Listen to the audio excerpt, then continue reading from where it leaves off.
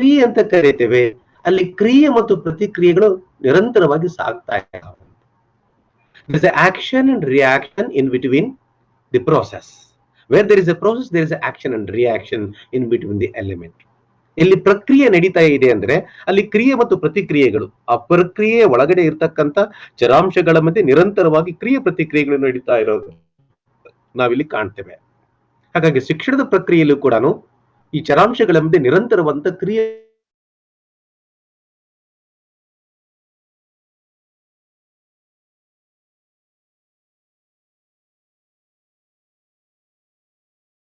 ಎರಡು ಅಥವಾ ಎರಡಕ್ಕಿಂತ ಹೆಚ್ಚು ಚರಾಂಶಗಳು ನಿರಂತರವಾಗಿ ಕಾರ್ಯಪ್ರವೃತ್ತವಾಗಿರ್ತವೆ.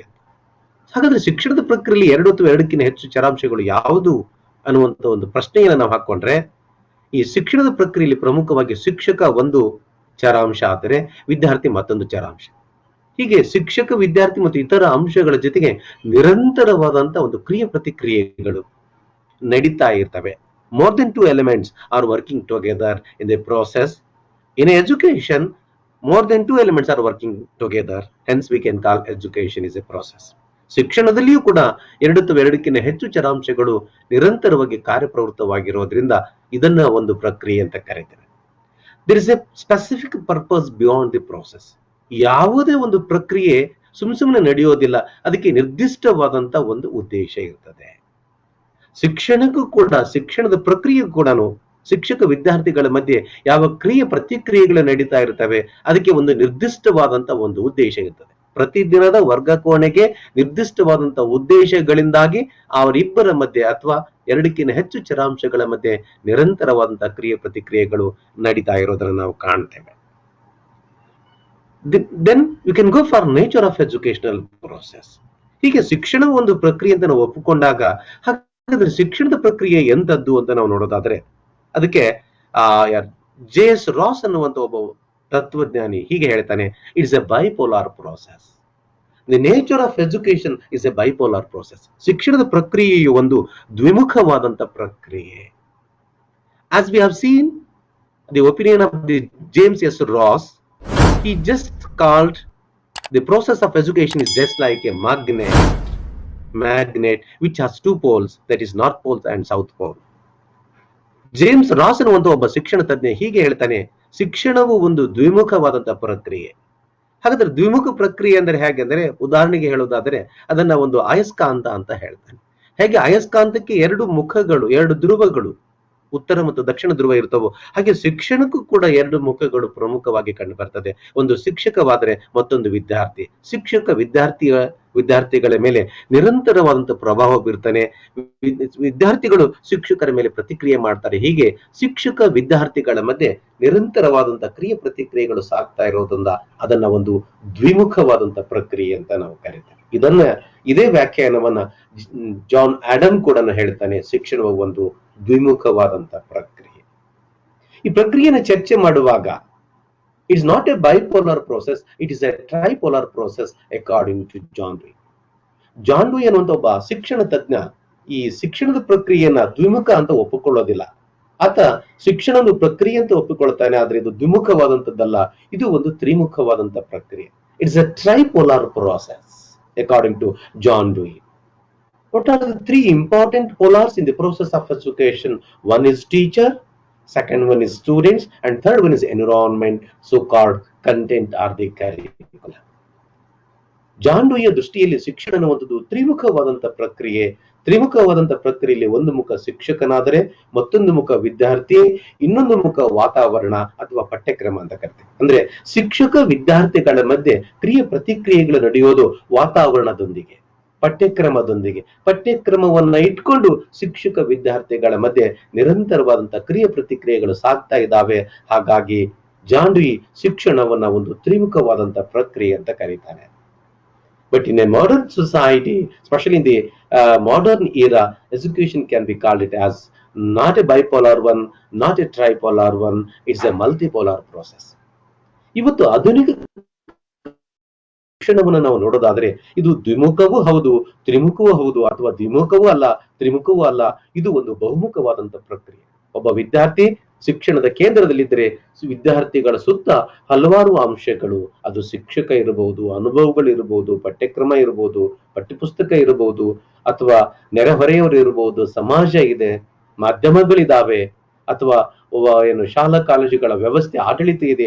ಇವೆಲ್ಲವುಗಳು ವಿದ್ಯಾರ್ಥಿಗಳಿಗೆ ಅನುಭವಗಳನ್ನು ಕೊಡ್ತವೆ. ಹಾಗಾಗಿ ಇವತ್ತಿನ ದಿನಮಾನಗಳಲ್ಲಿ ಶಿಕ್ಷಣ ಅನ್ನುವಂಥದ್ದು ಒಂದು ಬಹುಮುಖವಾದಂತಹ ಪ್ರಕ್ರಿಯೆ ಅಂತ ನಾವು ಕರೀಬಹುದು. ಇಲ್ಲಿವರೆಗೆ ನಾವು ಒಟ್ಟಾರೆಯಾಗಿ ಶಿಕ್ಷಣ ಒಂದು ಪ್ರಕ್ರಿಯೆ ಮತ್ತು ಆ ಪ್ರಕ್ರಿಯೆಯ ಸ್ವರೂಪವನ್ನ ಅದು ದ್ವಿಮುಖ, ತ್ರಿಮುಖ ಮತ್ತು ಬಹುಮುಖ ಪ್ರಕ್ರಿಯೆ ಅನ್ನುವಂಥದ್ದನ್ನ ನಾವು ತಿಳ್ಕೊಳ್ಳಿಕ್ಕೆ ಪ್ರಯತ್ನ ಮಾಡಿದ್ದೇವೆ. ಮುಂದುವರೆದು ಶಿಕ್ಷಣ ಒಂದು ಉತ್ಪನ್ನ ಅಂತ ನಾವು ಚರ್ಚೆ ಮಾಡೋಣ. Education is A process and A product. ಯಾವುದೇ ಶಿಕ್ಷಣವನ್ನು ಒಂದು ಉತ್ಪನ್ನ ಅಂತ ಯಾಕೆ ಕರಿತೀವಿ ಅಂದ್ರೆ, ಉತ್ಪಾದನೆಯ ಪ್ರಕ್ರಿಯೆಯಲ್ಲಿ ಪ್ರಮುಖವಾಗಿ 3 ಅಂಶಗಳು ಬರ್ತವೆ. There are 3 important factors which are played a very important role in the process of product.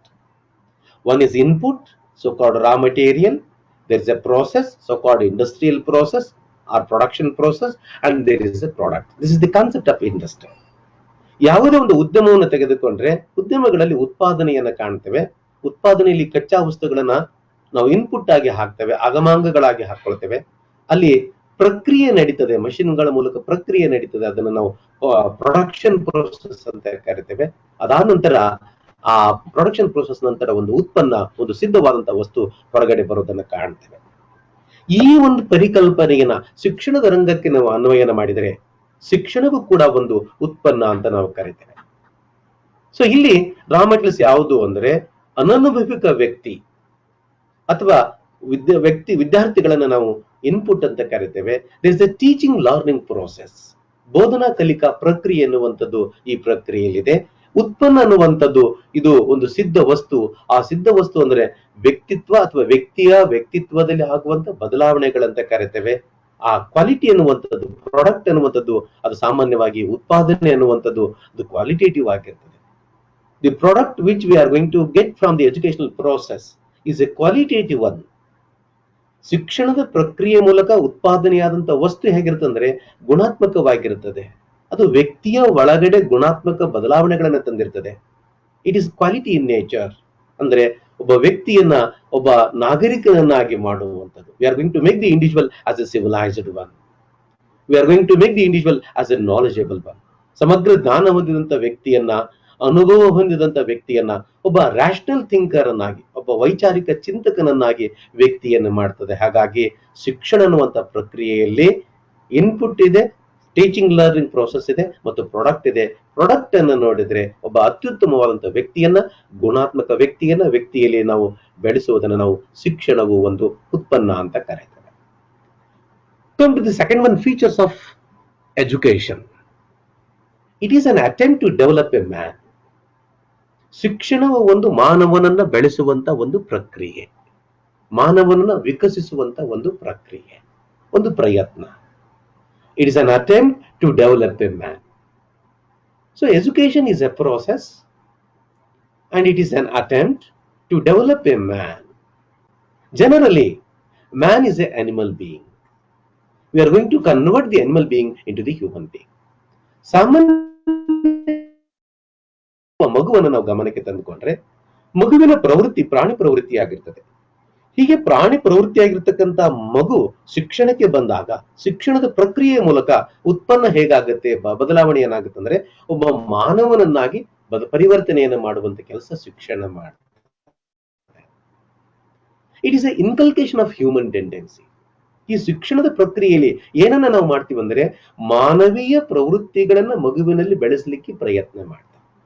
We are going to inculcate the human tendency among the students. Through that we are going to develop some of the human qualities among the human babies. ಮಾನವ ಮಗುವಿನಲ್ಲಿ ನಾವು ಮಾನವೀಯ ಗುಣಗಳನ್ನು ಬೆಳೆಸಲಿಕ್ಕೆ ಪ್ರಯತ್ನ ಮಾಡ್ತೇವೆ. In totally we can say that it's a socialization process. ಇದನ್ನ ಒಟ್ಟಾರೆಯಾಗಿ ಏನಂತ ಹೇಳ್ಬಹುದು ಅಂದ್ರೆ ಇದು ಒಂದು ಸಮಾಜೀಕರಣ ಪ್ರಕ್ರಿಯೆ. ಶಿಕ್ಷಣ ಅನ್ನುವಂಥದ್ದು ಒಬ್ಬ ಪ್ರಾಣಿಯನ್ನ ಮಾನವನನ್ನಾಗಿ ಪರಿವರ್ತಿಸುವಂತ, ಅಂದ್ರೆ ಸಮಾಜೀಕರಣಗೊಳಿಸುವಂತ, ನಮ್ಮ ಸಾಮಾಜಿಕ ನೀತಿ ನಿಯಮಗಳನ್ನ, ಸಾಂಸ್ಕೃತಿಕ ನೀತಿ ನಿಯಮಗಳನ್ನ, ಗುಂಪಿನ ನೀತಿ ನಿಯಮಗಳನ್ನ ವ್ಯಕ್ತಿಯಲ್ಲಿ ಹೇಳಿಕೊಡುವಂತ, ಒಬ್ಬ ಸಮಾಜ ಜೀವಿಯಾಗಿ ಮಾಡುವಂತ ಒಂದು ಪ್ರಕ್ರಿಯೆ ಶಿಕ್ಷಣವಾಗಿದೆ. ಹಾಗಾಗಿ ಶಿಕ್ಷಣವು ಒಂದು ಮಾನವನನ್ನ ಬೆಳೆಸುವಂತ ಒಂದು ಪ್ರಯತ್ನವಾಗಿದೆ. Let us go to the third one. It is a modification of behavior. ಶಿಕ್ಷಣದ ಸ್ವರೂಪವನ್ನು ನೋಡೋದಾದ್ರೆ ಇದು ಒಂದು ವರ್ತನೆಯ ಪರಿವರ್ತನೆಯಾಗಿದೆ ಅಂತ ನಾವು ಕರಿತೇವೆ. ಹಾಗಾದ್ರೆ ಏನು ವರ್ತನೆಯ ಪರಿವರ್ತನೆ? Man is a instinctual animal. ಈಗಾಗಲೇ ನಾವು ಮೇಲೆ ಹೇಳಿದ ಹಾಗೆ ಮಾನವ ಒಬ್ಬ ಮೂಲ ಪ್ರವೃತ್ತಿಗಳ ಒಂದು ಪ್ರಾಣಿ ಅಂತ ಕರಿತೇವೆ. ಹೇಗೆ ಪ್ರಾಣಿಗಳಲ್ಲಿ ಮೂಲ ಪ್ರವೃತ್ತಿಗಳು ಅಥವಾ ಸಹಜ ಪ್ರವೃತ್ತಿಗಳಿದಾವೆ, ಹಾಗೆ ಮಾನವರಲ್ಲಿ ಕೂಡ ಸಹಜ ಪ್ರವೃತ್ತಿಗಳಿರೋದನ್ನ ಕಾಣ್ತೇವೆ. ಆದರೆ ವರ್ತನೆಯ ಪರಿವರ್ತನೆಯನ್ನ ಮಾಡುವಾಗ ನಾವು ಸಬ್ಲಿಮೇಷನ್ ಆಫ್ ಇನ್ಸ್ಟಿಂಕ್ಟ್ಸ್ ಅನ್ನ ಕಾಣ್ತೇವೆ. ಅಂದ್ರೆ ಮೂಲ ಪ್ರವೃತ್ತಿಗಳನ್ನು ಮಾನವನ ಮೂಲ ಪ್ರವೃತ್ತಿಗಳ ಮೇಲೆ ಹಿಡಿತವನ್ನ ಸಾಧಿಸಿ, ನಿಯಂತ್ರಣವನ್ನು ಸಾಧಿಸಿ, ಆ ಮೂಲಕ ವ್ಯಕ್ತಿಯೊಬ್ಬ ಸಾಮಾಜಿಕ ವ್ಯಕ್ತಿಯಾಗಿ, ವ್ಯಕ್ತಿಯೊಬ್ಬ ಸಮಾಜ ಉಪಯೋಗಿ ವ್ಯಕ್ತಿಯಾಗಿ ಪರಿವರ್ತನೆ ಮಾಡುವಂತ ಒಂದು ಕೆಲಸವನ್ನ ಶಿಕ್ಷಣ ಮಾಡ್ತದೆ. ಹಾಗಾಗಿ in the process of modification of behaviour we are going to sublimation of instinct of the individual. ಮಗುವಿನ ಮೂಲ ಪ್ರವೃತ್ತಿಗಳನ್ನ ಮಾಡ್ತದೆ. The modification of behaviour in an permanent manner. ವರ್ತನೆಯ ಪರಿವರ್ತನೆ ಅನ್ನುವಂಥದ್ದು ತಾತ್ಕಾಲಿಕವಾಗಿ ಅಲ್ಲ, ಇದು ಒಂದು ಶಾಶ್ವತವಾದಂತ ಮಾನವನ ವರ್ತನೆಯ ಪರಿವರ್ತನೆ ಶಿಕ್ಷಣ ತರ್ತದೆ. ಯಾಕಂದ್ರೆ ವರ್ತನೆ ಅನ್ನುವಂಥದ್ದು ಬಾಹ್ಯವಾದ್ರೆ ಆಂತರದಲ್ಲಿ ಬದಲಾವಣೆಗಳಾಗಬೇಕಾಗಿದೆ. ನಮ್ಮ ಮನೋಭಾವಗಳಲ್ಲಿ, ನಮ್ಮ ಚಿಂತನೆಯಲ್ಲಿ, ಜ್ಞಾನ ಕ್ಷಿತಿಜದಲ್ಲಿ ಬದಲಾವಣೆಗಳನ್ನು ತರುವುದರ ಮೂಲಕ ವರ್ತನೆಯಲ್ಲಿ ಬದಲಾವಣೆಗಳನ್ನು ತರಲಿಕ್ಕೆ ಶಿಕ್ಷಣ ಪ್ರಯತ್ನ ಮಾಡ್ತದೆ. ಹಾಗಾಗಿ ಮಾನವ ಅಥವಾ ಮಗುವಿನಲ್ಲಿ ವರ್ತನೆಯನ್ನು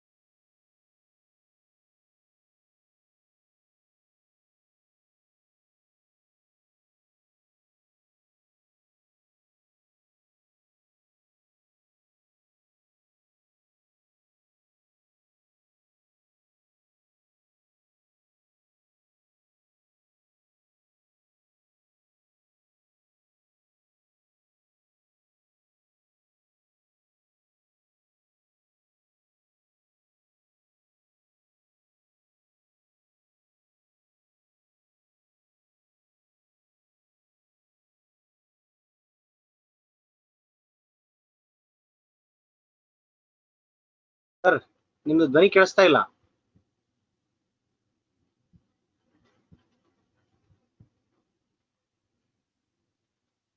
ಸರ್.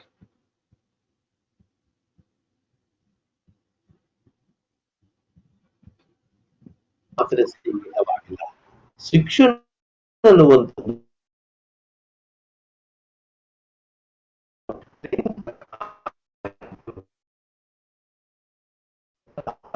ಲಿವಿಂಗ್ ಟುಗೆದರ್, ಕೂಡಿ ಬಾಳುವ ಕಲೆಯನ್ನ, ಆ ತರಬೇತಿಯನ್ನ ಶಿಕ್ಷಣ ನಮಗೆ ನೀಡ್ತದೆ. ಯಾಕಂದ್ರೆ human being need to lead the life in an art of living together. ನಾವೆಲ್ಲರೂ ಕೂಡಿ ಬಾಳುವಂತ ಕಲೆಯನ್ನ ಕರಗತ ಮಾಡಿಕೊಳ್ಳಬೇಕಾಗಿದೆ, ಆ ಕೌಶಲ್ಯವನ್ನ ಬೆಳೆಸ್ಕೊಳ್ಬೇಕಾಗಿದೆ. ಆ ಸಾಂಘಿಕ ಜೀವನವನ್ನು ಬೆಳೆಸಲಿಕ್ಕೆ ಬೇಕಾದಂತ ಜ್ಞಾನ, ಕೌಶಲ್ಯ ಮತ್ತು ಅನುಭವಗಳನ್ನ, ಬದುಕಿಗೆ ಬೇಕಾದ ಜ್ಞಾನ, ಬದುಕಿನ ಕೌಶಲ್ಯಗಳು, ಬದುಕಿನ ಮನೋಭಾವಗಳನ್ನ, ಬದುಕಿನೆಡೆಗೆ ಧನಾತ್ಮಕ ಮನೋಭಾವವನ್ನು ಬೆಳೆಸುವಂತ ಒಂದು ಕೆಲಸ ಶಿಕ್ಷಣ ಮಾಡ್ತದೆ ಅನ್ನುವಂಥದ್ದನ್ನ ನಾವು ತಿಳ್ಕೊಳ್ಬೇಕಾಗಿದೆ. Proceed to the next one, fifth one. It is a teaching. ಶಿಕ್ಷಣದ ಸ್ವರೂಪವನ್ನು ನೋಡೋದಾದ್ರೆ, ಶಿಕ್ಷಣದ ಲಕ್ಷಣಗಳನ್ನ ನೋಡೋದಾದ್ರೆ, ಶಿಕ್ಷಣವು ಒಂದು ಬೋಧನೆ ಅಂತ ನಾವು ಕರೀತೀವಿ. Education is a teaching. As we know, friends, once we call teaching, there is the influence of experienced person on inexperienced one. ಇಲ್ಲಿ ಬೋಧನೆ ಅಂತ ಕರಿತೇವೆ. ಬೋಧನೆ ಅನ್ನುವಂಥದ್ದು ಒಬ್ಬ ಅನನುಭವಿಕ ವ್ಯಕ್ತಿ ಮತ್ತು ಅನುಭವಿಕ ವ್ಯಕ್ತಿ ನಡೆಯುವಂತ ಒಂದು ನಿರಂತರವಾದಂತಹ ಪ್ರಕ್ರಿಯೆ ಅಂತ ಕರಿತೇವೆ. ಸಾಮಾನ್ಯವಾಗಿ ಬೋಧನೆಯಲ್ಲಿ ಒಬ್ಬ ಅನುಭವಿಕ ವ್ಯಕ್ತಿ ಅನನುಭವಿಕ ವ್ಯಕ್ತಿಯ ಮೇಲೆ ನಿರಂತರವಾದಂತಹ ಪ್ರಭಾವವನ್ನ ಪರಿಣಾಮವನ್ನ ಬೀರುವುದರ ಮೂಲಕ ಆ ವ್ಯಕ್ತಿತ್ವದಲ್ಲಿ ಪರಿವರ್ತನೆಗಳನ್ನು ತರಲಿಕ್ಕೆ ಪ್ರಯತ್ನ ಮಾಡ್ತಾನೆ. It's a kind of instruction. ಈ ಬೋಧನೆ ಅನ್ನುವಂಥದ್ದು ಸಾಮಾನ್ಯವಾಗಿ ಸೂಚನೆಗಳನ್ನು ನೀಡುವುದಕ್ಕೆ ನಾವು ಹೇಳ್ತೇವೆ. when we call teaching, when we call instruction, it focus on 3 R's.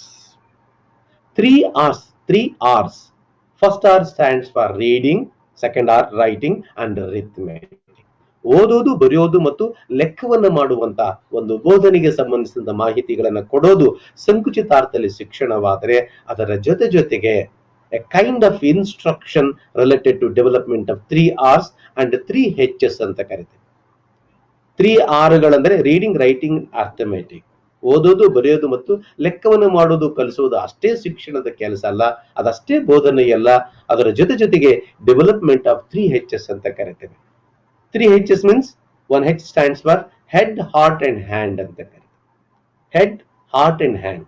Head ಅಂದ್ರೆ ಜ್ಞಾನ ಅಂತ ಕರೀತೇವೆ, ಹಾರ್ಟ್ ಅಂದ್ರೆ ಭಾವನೆಗಳು ಅಂತ ಕರಿತೇವೆ, ಹ್ಯಾಂಡ್ ಅಂದ್ರೆ ಸ್ಕಿಲ್ ಅಂತ ಕರಿತೇವೆ. ಅಂದ್ರೆ ನಮ್ಮ ಮನೋಭಾವಗಳನ್ನ, ನಮ್ಮ ಕೌಶಲ್ಯಗಳನ್ನ ಮತ್ತು ಜ್ಞಾನವನ್ನ ವಿಕಸನ ಮಾಡುವಂತ ಒಂದು ಕೆಲಸ ಶಿಕ್ಷಣ ಮಾಡ್ತದೆ. ಅದಕ್ಕೆ ಬೋಧನೆ ಅನ್ನುವಂಥದ್ದು ವ್ಯಕ್ತಿಯಲ್ಲಿ ಏನು 3 R's ಅನ್ನು ಬೆಳೆಸೋದ್ರ ಜೊತೆಗೆ 3 H's ಅನ್ನ ಹೆಡ್, ಹಾರ್ಟ್ ಅಂಡ್ ಹ್ಯಾಂಡ್, ಈ ಮೂರನ್ನ ವಿಕಸನ ಮಾಡುವಂತ ಒಂದು ಕೆಲಸ ಶಿಕ್ಷಣ ಮಾಡ್ತದೆ ಅನ್ನುವಂಥದ್ದು.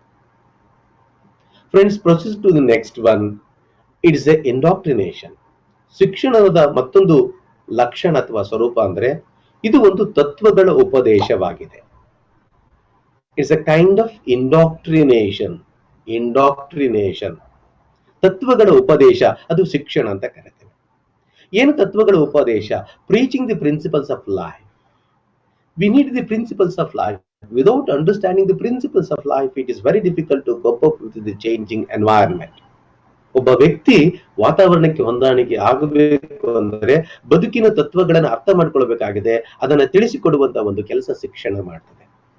V need the moral standard to lead the life, to have the harmony in the society. ಸಮಾಜದಲ್ಲಿ ಸಾಮರಸ್ಯತೆಯನ್ನು ತರ್ತಕ್ಕಂಥದ್ದು, ಕೂಡಿ ಬಾಳ್ಬೇಕು ಅಂದ್ರೆ ನಮಗೆ ನೈತಿಕಾವಸ್ಥೆಯ ಅವಶ್ಯಕತೆ ಇದೆ. ಆ ನೈತಿಕಾವಸ್ಥೆಯ ತತ್ವಗಳನ್ನು ತಿಳಿಸಿಕೊಡ್ತಕ್ಕಂಥ ಸೂಚನೆಗಳನ್ನು ನೀಡುವಂತ ಒಂದು ಕೆಲಸ ಶಿಕ್ಷಣ ಮಾಡ್ತದೆ. ಅದಕ್ಕೆ ಶಿಕ್ಷಣ ಎಂದರೆ ತತ್ವಗಳ ಉಪದೇಶ ಅಂತ ಕರೀತಾರೆ. Preaching the principles of leading happy, harmonious and peaceful life.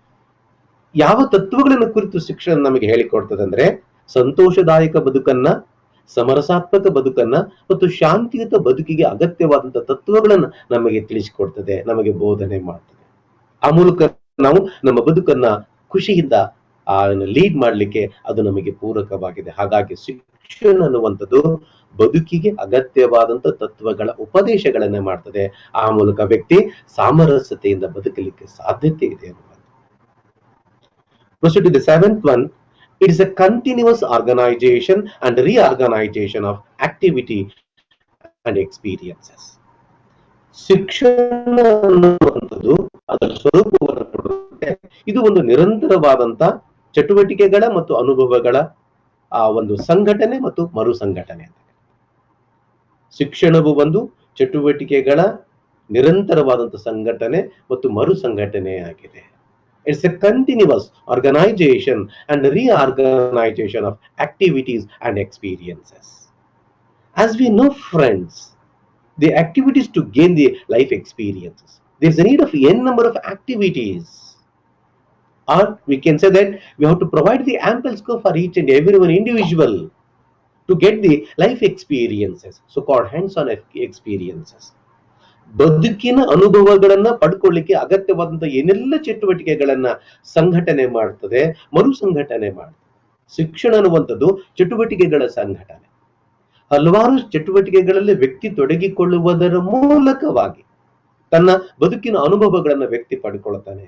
ಆ ಮೂಲಕ ತಾನು ಸಮಾಜದಲ್ಲಿ ಒಬ್ಬ ವ್ಯಕ್ತಿಯಾಗಿ ತನ್ನ ಬದುಕನ್ನ ಮಾಡ್ಲಿಕ್ಕೆ ಪ್ರಯತ್ನ ಮಾಡ್ತಾನೆ. ಹಾಗಾಗಿ ಶಿಕ್ಷಣ ಅನ್ನುವಂಥದ್ದು ಚಟುವಟಿಕೆಗಳ ಮತ್ತು ಅನುಭವಗಳ ಸಂಘಟನೆ ಮತ್ತು ಮರು ಸಂಘಟನೆ ಅಂತ ನಾವು ಕರೀತೀವಿ. ಇನ್ನು ಎಂಟನೇದಾಗಿ it is an investment. Education is a kind of investment. ಶಿಕ್ಷಣವು ಒಂದು ಒಂದು ಬಂಡವಾಳ ಹೂಡಿಕೆ ಅಂತ ಕರೀತಾರೆ. It's a kind of investment, or we can define education is an investment. So there are two important concepts. One is investment and another one is consumption. ಒಂದು ಉಪಭೋಗ, ಮತ್ತೊಂದು ಅದರ ಇನ್ವೆಸ್ಟ್ಮೆಂಟ್, ಬಂಡವಾಳ ಹೂಡಿಕೆ ಅಂತ ಕರೀತೇವೆ. ಶಿಕ್ಷಣ ಬರೀ ಉಪಭೋಗಕ್ಕೆ ಅಲ್ಲ, ಉಪಭೋಗಕ್ಕಾಗಿ ಇಲ್ಲ. Education is not meant for only consumption. We can consider education as an investment. It is not a consumption, but it is an investment. It is a lifelong investment. It is taking longer period ಅಂತ ಕರೀತೇವೆ. ಅಂದ್ರೆ ಬದುಕಿನುದ್ದಕ್ಕೂ ವ್ಯಕ್ತಿ ಶಿಕ್ಷಣದ ಮೂಲಕ ಪಡೆದುಕೊಂಡಂತ ಜ್ಞಾನವನ್ನ, ಅನುಭವಗಳನ್ನ, ಕೌಶಲ್ಯಗಳನ್ನ ಅದನ್ನ ಬಂಡವಾಳವಾಗಿ ಇಟ್ಟುಕೊಂಡು ತನ್ನ ಬದುಕಿನುದ್ದಕ್ಕೂ ಲಾಭವನ್ನ ಪಡಿತಾ ಹೋಗ್ತಾನೆ. The individual is going to get the benefits throughout the life by investing the knowledge, skills and attitudes. Hence we can call education is a kind of investment. It's a lifelong process. It's a lifelong investment. ಶಿಕ್ಷಣ ಒಂದು ಉಪಭೋಗ ಅಲ್ಲ, ಅದು ಒಂದು ಬಂಡವಾಳ ಹೂಡಿಕೆ ಅಂತ ಕರೀತೇವೆ. ಬಂಡವಾಳ ಯಾವುದನ್ನ ಬಂಡವಾಳ ಹೂಡಿಕೆಯಾಗಿ ಮಾಡ್ತಾನಂದ್ರೆ ತಾನು ಗಳಿಸಿದ ಅನುಭವಗಳು, ತಾನು ಗಳಿಸಿದ ಜ್ಞಾನ, ತಾನು ಗಳಿಸಿದ ಕೌಶಲ್ಯಗಳು, ಮನೋಭಾವಗಳನ್ನ ಅದನ್ನ ಬಂಡವಾಳವಾಗಿ ಇಟ್ಟುಕೊಂಡು ಬದುಕಿನುದ್ದಕ್ಕೂ ತನ್ನ ಜೀವನವನ್ನ ವ್ಯಕ್ತಿ ನಡೆಸಿಕೊಂಡು ಹೋಗ್ತಾನೆ. ಹಾಗಾಗಿ ಶಿಕ್ಷಣ ಅನ್ನುವಂಥದ್ದು ಒಂದು ಬಂಡವಾಳ ಹೂಡಿಕೆಯಾಗಿದೆ. ಇದು ಒಂದು ಉಪಭೋಗಕ್ಕೆ ಆಗಿ ಅಲ್ಲ. It's not meant for enjoyment. It's meant for, or it can be considered as a investment for the lifelong. Proceed to the next one. It is an aspect of HRD. ಶಿಕ್ಷಣವು ಒಂದು ಮಾನವ ಸಂಪನ್ಮೂಲ ಅಭಿವೃದ್ಧಿಯ ಅಂಶವಾಗಿದೆ. I will repeat. ಶಿಕ್ಷಣವು ಒಂದು ಮಾನವ ಸಂಪನ್ಮೂಲ ಅಭಿವೃದ್ಧಿಯ ಅಂಶವಾಗಿದೆ. Education is an aspect of human resource development. Human resource development, HRD. As we are aware of it, the development of skilled manpower is very essential for development of the society. ಒಂದು ರಾಷ್ಟ್ರ ಅಥವಾ ಒಂದು ಸಮಾಜವನ್ನು ಗಮನಕ್ಕೆ ತಂದುಕೊಂಡ್ರೆ ರಾಷ್ಟ್ರಕ್ಕೆ ಏನನ್ನ ಬೇಕಾಗಿದೆ ಅಂದ್ರೆ ಕೌಶಲ್ಯಪೂರ್ಣವಾದಂತ ಮಾನವ ಶಕ್ತಿಯ ಅವಶ್ಯಕತೆ ಇದೆ. ಕೌಶಲ್ಯಪೂರ್ಣ ಮಾನವ ಶಕ್ತಿ ಇಲ್ಲ ಅಂದ್ರೆ ಸಮಾಜದಲ್ಲಿ ಲಭ್ಯವಿರುವ ಸಂಪನ್ಮೂಲಗಳ ಸದ್ಬಳಕೆಯಾಗುವುದಿಲ್ಲ. ಅದಕ್ಕೆ ಒಂದು ಕಡೆ 1986 ಪಾಲಿಸಿ ಮತ್ತು 1964-66 ರಾಷ್ಟ್ರೀಯ ಶಿಕ್ಷಣದ ಆಯೋಗಗಳು ಹೇಳ್ತಾರೆ, without the development of man power even it is not possible to make use the available physical resources.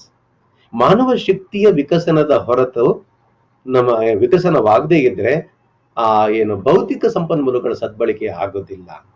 So ಹಾಗಾದ್ರೆ ಮಾನವ ಶಕ್ತಿ ಅಂದ್ರೆ ಏನು ಅಂದ್ರೆ it is development of skilled man power. ಕೌಶಲ್ಯಪೂರ್ಣ ಮಾನವ ಶಕ್ತಿಯ ವಿಕಸನ ಅಂತ ಕರೀತೇವೆ. ಹಾಗಾದ್ರೆ ಕೌಶಲ್ಯಪೂರ್ಣ ಮಾನವ ಶಕ್ತಿ ಅಂದ್ರೆ ಒಂದು ವೃತ್ತಿ ಅಥವಾ ಒಂದು ಕೆಲಸಕ್ಕೆ ಬೇಕಾದಂತ ಜ್ಞಾನ, ಆ ಕೆಲಸದ ಯಶಸ್ವಿಗೆ ಬೇಕಾದಂತ ಕೌಶಲ್ಯಗಳು ಮತ್ತು ಆ ಕೆಲಸದ ಬಗೆಗಿನ ಒಂದು ಧನಾತ್ಮಕ ದೃಷ್ಟಿಕೋನ ಯಾವ ವ್ಯಕ್ತಿಯಲ್ಲಿರ್ತದೋ ಆ ಕೆಲಸ ಲಾಭದಾಯಕವಾಗಿರ್ತದೆ. ಅದನ್ನು ನಾವು ಸ್ಕಿಲ್ಡ್ ಮ್ಯಾನ್ ಪವರ್ ಅಂತ ಕರೀತೇವೆ. ನಮ್ಮ ರಾಷ್ಟ್ರದ ಒಂದು ಮಿಷನರಿಯನ್ನ ಯಶಸ್ವಿಯಾಗಿ ನಡೆಸಿಕೊಂಡು ಹೋಗಬೇಕು ಅಂದ್ರೆ there is badly need of the man power. To run the national missionary there is a need of skilled man power. ಎಲ್ಲರೂ ಬರೀ ಲಾಯರ್ ಆದ್ರೆ ಸಮಾಜ ನಡೆಯೋದಿಲ್ಲ, ಎಲ್ಲರೂ ಡಾಕ್ಟರ್ ಆದ್ರೆ ಸಮಾಜ ನಡೆಯೋದಿಲ್ಲ, ಎಲ್ಲರೂ ಇಂಜಿನಿಯರ್ ಆದ್ರೆ ಕೆಲಸ ಆಗೋದಿಲ್ಲ. ಎಲ್ಲ ಬಗೆಯ ವ್ಯಕ್ತಿಗಳು ತಮ್ಮ ತಮ್ಮ ಕ್ಷೇತ್ರಗಳಲ್ಲಿ ಪ್ರಾವೀಣ್ಯತೆಯನ್ನು ಪಡೆದುಕೊಂಡಾಗ, ಅದಕ್ಕೆ ಅನುಗುಣವಾಗಿ ಕೆಲಸ ಮಾಡಿದಾಗ ರಾಷ್ಟ್ರದ ವಿಕಸನವಾಗುವುದನ್ನು ಕಾಣ್ತೇವೆ. So there is the need of skilled manpower in each and every one field. ಹಾಗಿದ್ರೆ ಮಾತ್ರ ಸಮಾಜದ ವಿಕಸನ, ರಾಷ್ಟ್ರದ ವಿಕಸನ ಆಗಲಿಕ್ಕೆ ಸಾಧ್ಯತೆ ಇದೆ.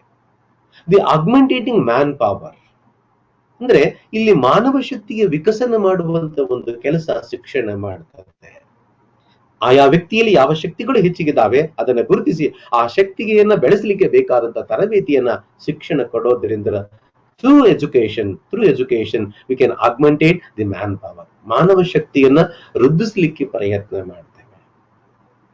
ಸೊ ನಾವು ಭೌತಿಕ ಸಂಪನ್ಮೂಲಗಳ ಸದ್ಬಳಕೆ ಆಗ್ಬೇಕು ಅಂದ್ರೆ ಈ ಮಾನವ ಶಕ್ತಿಯನ್ನು ಎಷ್ಟು ವಿಕಸನ ಮಾಡ್ತೇವೆ, ಮ್ಯಾನ್ ಪವರ್ ಅನ್ನು ಬೆಳೆಸ್ತೇವೆ, ಅಷ್ಟು ಒಂದು ರಾಷ್ಟ್ರಕ್ಕೆ ಅದರ ಲಾಭ ತಡ್ತದೆ, ಸಮಾಜಕ್ಕೆ ಅದರ ಲಾಭ ತಡ್ತದೆ, ವ್ಯಕ್ತಿಗೂ ಕೂಡ ತನ್ನ ಕಾಲ ಮೇಲೆ ತಾನು ನಿಂತು ಬದುಕನ್ನ ಮಾಡ್ಲಿಕ್ಕೆ ಒಂದು ಜ್ಞಾನವನ್ನ, ಕೌಶಲ್ಯವನ್ನ, ಅನುಭವಗಳನ್ನ ಶಿಕ್ಷಣ ಒದಗಿಸಿಕೊಡ್ತದೆ. ಹಾಗಾಗಿ ಶಿಕ್ಷಣ ಅನ್ನುವಂಥದ್ದು ಇದು ಒಂದು ಮಾನವ ಶಕ್ತಿಯ ವಿಕಸನದ ಅಂಶವಾಗಿದೆ. ಈ ದೃಷ್ಟಿಯಿಂದಲೇ ಇತ್ತೀಚಿನ ದಿನಮಾನಗಳಲ್ಲಿ ನಮ್ಮ ಒಂದು ಇದರಲ್ಲಿ ಯಾವುದು ಸೆಂಟ್ರಲ್ ಗವರ್ಮೆಂಟ್ ಅಲ್ಲಿ ನಮಗೆ ಶಿಕ್ಷಣದ ಕ್ಷೇತ್ರ ಅಂತ ಕರೆಯೋದಿಲ್ಲ, ದಿ ಮಿನಿಸ್ಟ್ರಿ ಆಫ್ ಎಜುಕೇಶನ್ ಅನ್ನೋದಿಲ್ಲ, ministry of human resource development, HRD ಅಂತ ಕರೀತಾರೆ. ಅಂದ್ರೆ ಶಿಕ್ಷಣ ಅಂದ್ರೆ ಮಾನವ ಶಕ್ತಿಯನ್ನ ವಿಕಸನ ಮಾಡುವಂತ ಒಂದು ಕ್ಷೇತ್ರ ಅನ್ನುವಂಥದ್ದನ್ನು ನಾವು ಗಮನಕ್ಕೆ ತಂದುಕೊಳ್ಬೇಕಾಗ, boosting the man power is the prime aim of the education. ಪ್ರತಿಯೊಬ್ಬ ವ್ಯಕ್ತಿಯಲ್ಲಿ ಮಾನವ ಶಕ್ತಿಯ ವಿಕಸನ ಮಾಡುವಂಥದ್ದು, ವೃದ್ಧಿಸುವಂತ ಒಂದು ಕೆಲಸ ಶಿಕ್ಷಣದಲ್ಲಿ ನಾವು ಪ್ರಮುಖವಾಗಿ ಕಾಣ್ತೇವೆ. Proceed to the 10th one. It's a process of emancipation.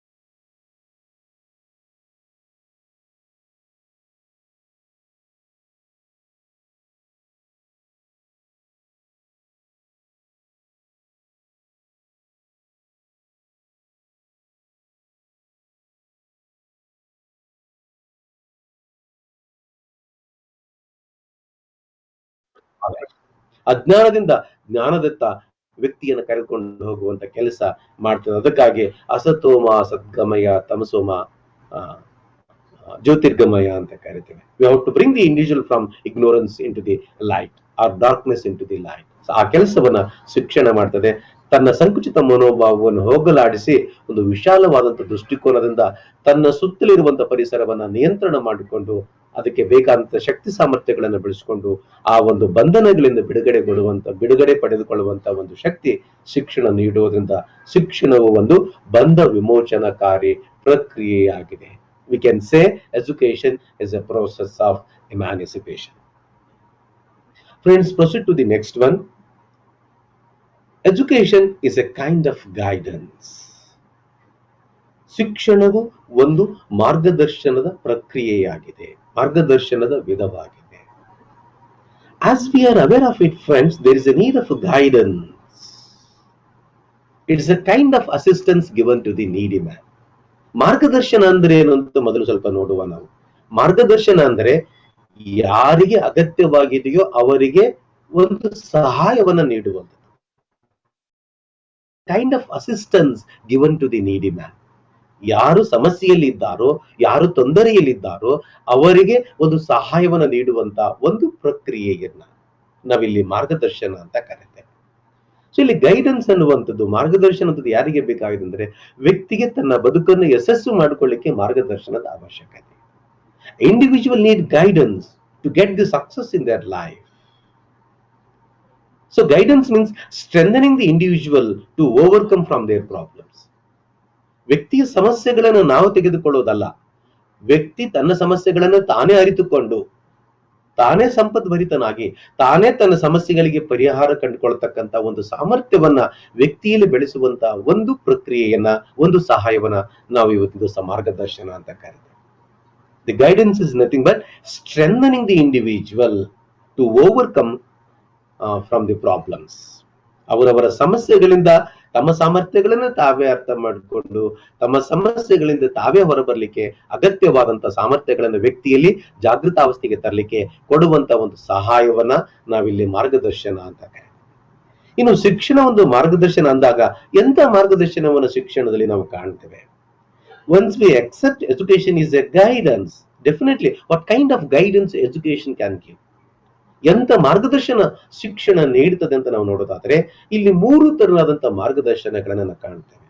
ಒಂದು ಶೈಕ್ಷಣಿಕ ಮಾರ್ಗದರ್ಶನ, ಒಂದು ವೃತ್ತಿ ಮಾರ್ಗದರ್ಶನ, ಮತ್ತೊಂದು ವೈಯಕ್ತಿಕ ಮಾರ್ಗದರ್ಶನ. There are 3 kinds of guidance. One is educational guidance, second one is vocational guidance, and third one is personal guidance. Let us discuss little bit brief about what is educational guidance. ಶೈಕ್ಷಣಿಕ ಮಾರ್ಗದರ್ಶನ ಅಂದ್ರೆ ಶಿಕ್ಷಣ ಕ್ಷೇತ್ರದಲ್ಲಿ ಮಗು ಸಮಸ್ಯೆಗಳನ್ನ ಹೊಂದಿದಾಗ ಅವರ ಸಮಸ್ಯೆಗಳಿಗೆ ಪರಿಹಾರಗಳನ್ನ ಸೂಚಿಸುತ್ತಾ ಶೈಕ್ಷಣಿಕ ಸಮಸ್ಯೆಗಳಿಗೆ ಪರಿಹಾರಗಳನ್ನ ಕಂಡುಕೊಳ್ಳಿಕ್ಕೆ ಅವರನ್ನ ಸಮರ್ಥರನ್ನಾಗಿ ಮಾಡುವಂತದನ್ನ ನಾವು ಶೈಕ್ಷಣಿಕ ಮಾರ್ಗದರ್ಶನ ಅಂತ ಕರೀತೀವಿ. Educational guidance is a kind of assistance given to the students to overcome from the educational problems. Whenever they are facing the problems in the field of education, in the process of education, they may face little bit of trouble. They may not able to follow the education. They are not able to follow the content which is presented by the teachers. They are under troubles. ಶಿಕ್ಷಣವನ್ನು ಪಡೆಯುವಾಗ ಕೆಲವು ಸಮಸ್ಯೆಗಳು ವಿದ್ಯಾರ್ಥಿಗಳು ಎದುರಿಸ್ತಾರೆ. ಅಂತ ಸಮಸ್ಯೆಗಳಿಗೆ ಅವರೇ ಪರಿಹಾರಗಳನ್ನು ಕಂಡುಕೊಳ್ಳಿಕ್ಕೆ ಕೊಡುವಂತ ಒಂದು ಸಹಾಯವನ್ನು ನಾವು ಶೈಕ್ಷಣಿಕ ಮಾರ್ಗದರ್ಶನ ಅಂದ್ರೆ ಶಿಕ್ಷಣವನ್ನು ಅರ್ಥ ಮಾಡಿಕೊಳ್ಳುವಾಗ ವಿಷಯ ವಸ್ತುಗಳನ್ನು ತಿಳಿದುಕೊಳ್ಳುವಾಗ ತೊಂದರೆಗಳಿರ್ಬೋದು, ಮಾಹಿತಿಗಳನ್ನ ಹಂಚಿಕೊಳ್ಳುವಾಗ ತೊಂದರೆಗಳಿರ್ಬೋದು, ಅಥವಾ ಯಾವ ವಿಷಯವನ್ನು ತೆಗೆದುಕೊಳ್ಳಬೇಕು, ಯಾವ ವಿಷಯವನ್ನು ಆಯ್ಕೆ ಮಾಡ್ಕೊಳ್ಬೇಕು, ಯಾವ ಕೋರ್ಸ್ ಅನ್ನು ಆಯ್ಕೆ ಮಾಡ್ಕೊಳ್ಬೇಕು, ಇಂಥ ಎಲ್ಲ ಸಂದರ್ಭಗಳಲ್ಲಿ ಎದುರಿಸುವಂತ ಸಮಸ್ಯೆಗಳಿಗೆ ಪರಿಹಾರ ಕೊಡುವಂತದ್ದು ಅಥವಾ ಆ ಸಮಸ್ಯೆಗಳಿಗೆ ಸಲಹೆಗಳನ್ನ ಕೊಟ್ಟು ಆ ವಿದ್ಯಾರ್ಥಿಗಳು ತಮ್ಮಷ್ಟಕ್ಕೆ ತಾವು ಪರಿಹಾರಗಳನ್ನು ಕಂಡುಕೊಳ್ತಕ್ಕಂಥದಕ್ಕೆ ನಾವು ಶೈಕ್ಷಣಿಕ ಮಾರ್ಗದರ್ಶನ ಅಂತ ಕರೀತೀವಿ. ಇನ್ನು ಎರಡನೇದಾಗಿ ವೃತ್ತಿ ಮಾರ್ಗದರ್ಶನ. A child need guidance, educational guidance, not only educational guidance, A child need vocational guidance.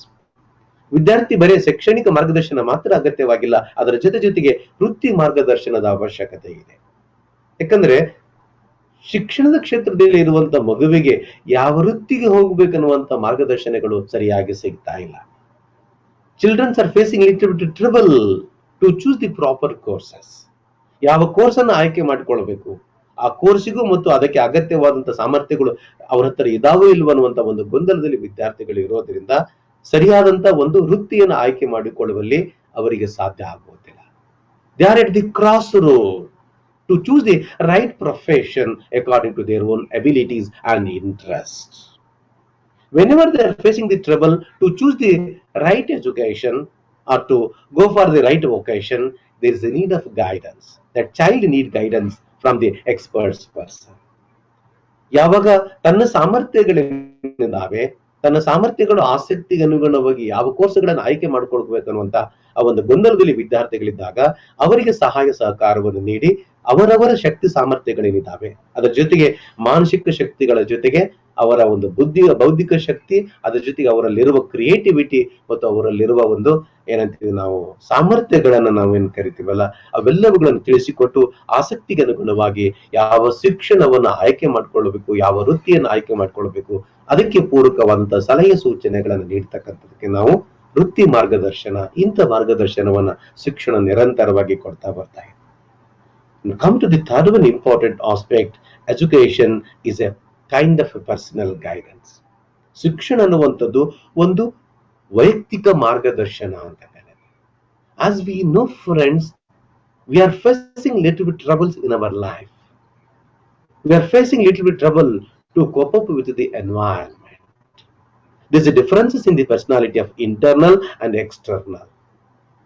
Our external behavior is not under the control of the internal behavior. Hence, there is the imbalance between the internal and external behavior. At that time, the students or children are facing little bit trouble to cope up with the environment. ಎಷ್ಟೋ ಸಂದರ್ಭಗಳಲ್ಲಿ ಕೆಲವು ಸಂದರ್ಭಗಳಲ್ಲಿ ನಮಗೆ ಏನಿಸ್ತದೆ ಅಂದ್ರೆ ನಮ್ಮ ಆಂತರ್ಯ ಮತ್ತು ಬಾಹ್ಯ ವ್ಯಕ್ತಿತ್ವದ ನಡುವೆ ಒಂದು ಸಾಮರಸ್ಯತೆ ಇಲ್ಲದೆ ಇರೋದನ್ನ ಕಾಣ್ತೇವೆ. ನಾವು ಏನೋ ಮಾಡ್ಬೇಕಂತೀವಿ, ಏನೋ ಆಗ್ತೇವೆ, ಏನೋ ಆಂತರಿಕ ವಿಚಾರಗಳು ಬೇರೆ, ಬಾಹ್ಯ ವಿಚಾರಗಳು ಬೇರೆ, ಈ ಗೊಂದಲಗಳಲ್ಲಿ ನಾವಿರ್ತೇವೆ. ಅಂತ ಸಂದರ್ಭಗಳಲ್ಲಿ ವ್ಯಕ್ತಿಗಳಿಗೆ, ವಿದ್ಯಾರ್ಥಿಗಳಿಗೆ ವೈಯಕ್ತಿಕ ಮಾರ್ಗದರ್ಶನದ ಅವಶ್ಯಕತೆ ಇದೆ. There is a need of personal guidance who facing a little bit personal problems, who are unable to balance in between internal personality and external personality, so called internal behavior and external behavior. ಆಂತರಿಕ ಮತ್ತು ಬಾಹ್ಯ ವರ್ತನೆಗಳ ನಡುವೆ ಸಾಮರಸ್ಯತೆಯನ್ನು ತರುವಲ್ಲಿ ಯಾರು ವಿಫಲರಾಗ್ತಾರೋ ಅಂತವರಿಗೆ ಅವರ ಸಾಮರ್ಥ್ಯಗಳಲ್ಲಿ ಯಾವ ತೊಂದರೆಗಳಿದ್ದಾವೆ ಅದನ್ನ ಹೇಗೆ ಬ್ಯಾಲೆನ್ಸ್ ಮಾಡ್ಬೇಕನ್ನುವಂತ ಒಂದು ಸಲಹೆ ಸೂಚನೆಗಳನ್ನ ಶಿಕ್ಷಣ ನಿರಂತರವಾಗಿ ವ್ಯಕ್ತಿಗಳಿಗೆ ನೀಡೋದ್ರಿಂದ ಶಿಕ್ಷಣವು ಒಂದು ವೈಯಕ್ತಿಕ ಮಾರ್ಗದರ್ಶನ. It's a kind of guidance, a personal guidance given to the needy man who can come out from their problems, their personal bondages. ಅವರ ವೈಯಕ್ತಿಕ ಸಮಸ್ಯೆಗಳಿಂದ ಹೊರಗೆ ಬರಲಿಕ್ಕೆ ಒಂದು ಸಲಹೆ ಸೂಚನೆಗಳನ್ನ ಶಿಕ್ಷಣ ನೀಡೋದ್ರಿಂದ ಶಿಕ್ಷಣವು ಒಂದು ವೈಯಕ್ತಿಕ ಮಾರ್ಗದರ್ಶನ. ಹೀಗೆ ಶಿಕ್ಷಣವು ಒಂದು ಮಾರ್ಗದರ್ಶನ ಅಂತ ನೋಡುವಾಗ 3 ದೃಷ್ಟಿಕೋನದಲ್ಲಿ ಮಾರ್ಗದರ್ಶನವನ್ನು ಕಾಣ್ತೇವೆ. ಇದು ಶೈಕ್ಷಣಿಕ ಮಾರ್ಗದರ್ಶನವನ್ನು ನೀಡ್ತದೆ, ವೃತ್ತಿ ಮಾರ್ಗದರ್ಶನವನ್ನು ನೀಡ್ತದೆ ಮತ್ತು ವೈಯಕ್ತಿಕ ಮಾರ್ಗದರ್ಶನವನ್ನು. At the outset, we can say education is a kind of guidance. A guidance may be educational, guidance may be occasional, guidance may be a personal. Through that, we can develop some sort of ability among the individual to take their own decision to sort out their own problems. ಅವರ ಸಮಸ್ಯೆಗಳಿಗೆ ತಾವೇ ಪರಿಹಾರ ಕಂಡುಕೊಳ್ತಕ್ಕಂಥ ಅಗತ್ಯವಾದಂತಹ ಸಾಮರ್ಥ್ಯಗಳನ್ನು ವ್ಯಕ್ತಿಯಲ್ಲಿ ತುಂಬಿ ಅವರ ಸಮಸ್ಯೆಗೆ ತಾವು ಪರಿಹಾರವನ್ನು ಕೈಗೊಳ್ಳುವಂತಹ ಒಂದು ಸಲಹೆ ಸೂಚನೆಯನ್ನ ಶಿಕ್ಷಕ ಅಥವಾ ಶಿಕ್ಷಣ ನೀಡುವುದರಿಂದ ಶಿಕ್ಷಣವು ಒಂದು ಶೈಕ್ಷಣಿಕ ಮಾರ್ಗದರ್ಶನ, ವೃತ್ತಿ ಮಾರ್ಗದರ್ಶನ ಮತ್ತು ವೈಯಕ್ತಿಕ ಮಾರ್ಗದರ್ಶನ ತರ ನಾವಿಲ್ಲಿ ಕಾಣ್ತೇವೆ. Proceed to the last one, friends. Education is a process of self-actualization. ಶಿಕ್ಷಣವು ಒಂದು ಸ್ವವಾಸ್ತವೀಕರಣದ ಪರಿಕಲ್ಪನೆಯಾಗಿದೆ. I will repeat. ಶಿಕ್ಷಣವು ಒಂದು ಸ್ವವಾಸ್ತವೀಕರಣದ ಪರಿಕಲ್ಪನೆಯಾಗಿದೆ ಅಥವಾ ಪ್ರಕ್ರಿಯೆಯಾಗಿದೆ. Education is a process of self-actualization or self-realization. ಸ್ವವಾಸ್ತವೀಕರಣ ಅಥವಾ ಆತ್ಮ ಸಾಕ್ಷಾತ್ಕಾರದ ಪ್ರಕ್ರಿಯೆ ಅಂತ ನಾವು ಕರೀತೀವಿ. Let us consider what do you mean by self-actualization. How individual can attain the self-actualization through the process of education. We have to discuss now. ಶಿಕ್ಷಣವು ಒಂದು ಸ್ವವಾಸ್ತವೀಕರಣದ ಪರಿಕಲ್ಪನೆ. ಅಂದ್ರೆ ಸ್ವವಾಸ್ತವೀಕರಣ ಅಂದರೆ ಏನು, ಒಬ್ಬ ವ್ಯಕ್ತಿ ಶಿಕ್ಷಣದ ಮೂಲಕ ಹೇಗೆ ವಾಸ್ತವೀಕರಣವನ್ನ ಹೊಂದುತ್ತಾನೆ ಅನ್ನುವಂಥದ್ದನ್ನ ನಾವು ಚರ್ಚೆ ಮಾಡಲಿಕ್ಕೆ ಪ್ರಯತ್ನ ಮಾಡೋಣ. Self-actualization means a desire to fulfill one's all potentialities. And I will repeat. Self-actualization means a desire to fulfill one's all potentialities. ಒಬ್ಬ ವ್ಯಕ್ತಿಯ ಏನೆಲ್ಲ ಸಾಮರ್ಥ್ಯಗಳನ್ನ, ಬಯಕೆಗಳನ್ನ ಅದನ್ನ ತೃಪ್ತಿಪಡಿಸ್ಕೊಳ್ತಕ್ಕಂಥದ್ದು, ಅದನ್ನ ಫುಲ್ಫಿಲ್ ಮಾಡ್ತಕ್ಕಂಥದ್ದು, ಅದನ್ನ ಗ್ರೆಟಿಫೈ ಮಾಡ್ತಕ್ಕಂಥದ್ದು. ವ್ಯಕ್ತಿಯ ಒಳಗಡೆ ಇರುವ ಎಲ್ಲ ಬಯಕೆಗಳನ್ನ ಈಡೇರಿಸಿಕೊಳ್ತಕ್ಕಂಥ ಒಂದು ಪ್ರಕ್ರಿಯೆ. A desire to fulfil one's all potentialities. ತನ್ನ ಏನೆಲ್ಲ ಶಕ್ತಿ ಸಾಮರ್ಥ್ಯಗಳನ್ನ, ಬಯಕೆಗಳನ್ನ ಈಡೇರಿಸಿಕೊಳ್ಳುವಂತ ಒಂದು ಪ್ರಕ್ರಿಯೆ. Identification of soul absolute. Self-actualization or self-realization means, in a philosophical point of view, we can classify the concept of self-actualization from 2 important perspectives. One is from psychological perspective and another one is from philosophical perspective. Once we consider self-actualization from the psychological point of view, we can say a desire to fulfill one's all potentialities. ಸ್ವವಾಸ್ತವೀಕರಣ ಅನ್ನುವಂಥ ಪರಿಕಲ್ಪನೆಯನ್ನ 2 ದೃಷ್ಟಿಕೋನಗಳಲ್ಲಿ ನಾವು ವ್ಯಾಖ್ಯಾನ ಮಾಡಬಹುದು. ಒಂದು ಮನೋವೈಜ್ಞಾನಿಕ ದೃಷ್ಟಿಕೋನದಿಂದ, ಮತ್ತೊಂದು ತಾತ್ವಿಕ ದೃಷ್ಟಿಕೋನದಿಂದ. ಮನೋವೈಜ್ಞಾನಿಕ ದೃಷ್ಟಿಕೋನದಿಂದ ಸ್ವವಾಸ್ತವೀಕರಣವನ್ನ ಚರ್ಚೆ ಮಾಡೋದಾದ್ರೆ it is a desire to fulfil one's all potentialities. ಒಬ್ಬ ವ್ಯಕ್ತಿಯ ಒಳಗಿರುವ ಎಲ್ಲ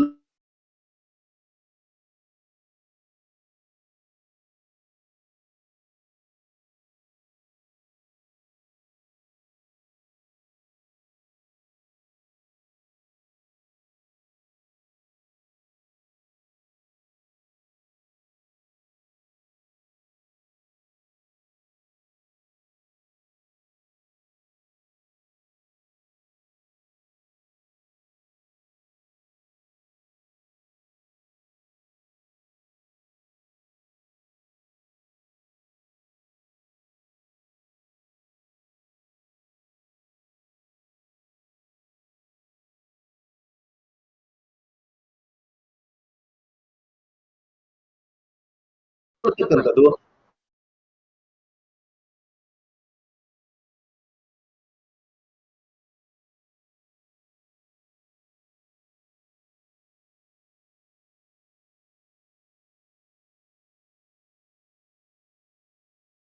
to clarify how unity of soul in its creator is taking place. ಹೇಗೆ ಆತ್ಮ ಪರಮಾತ್ಮನಲ್ಲಿ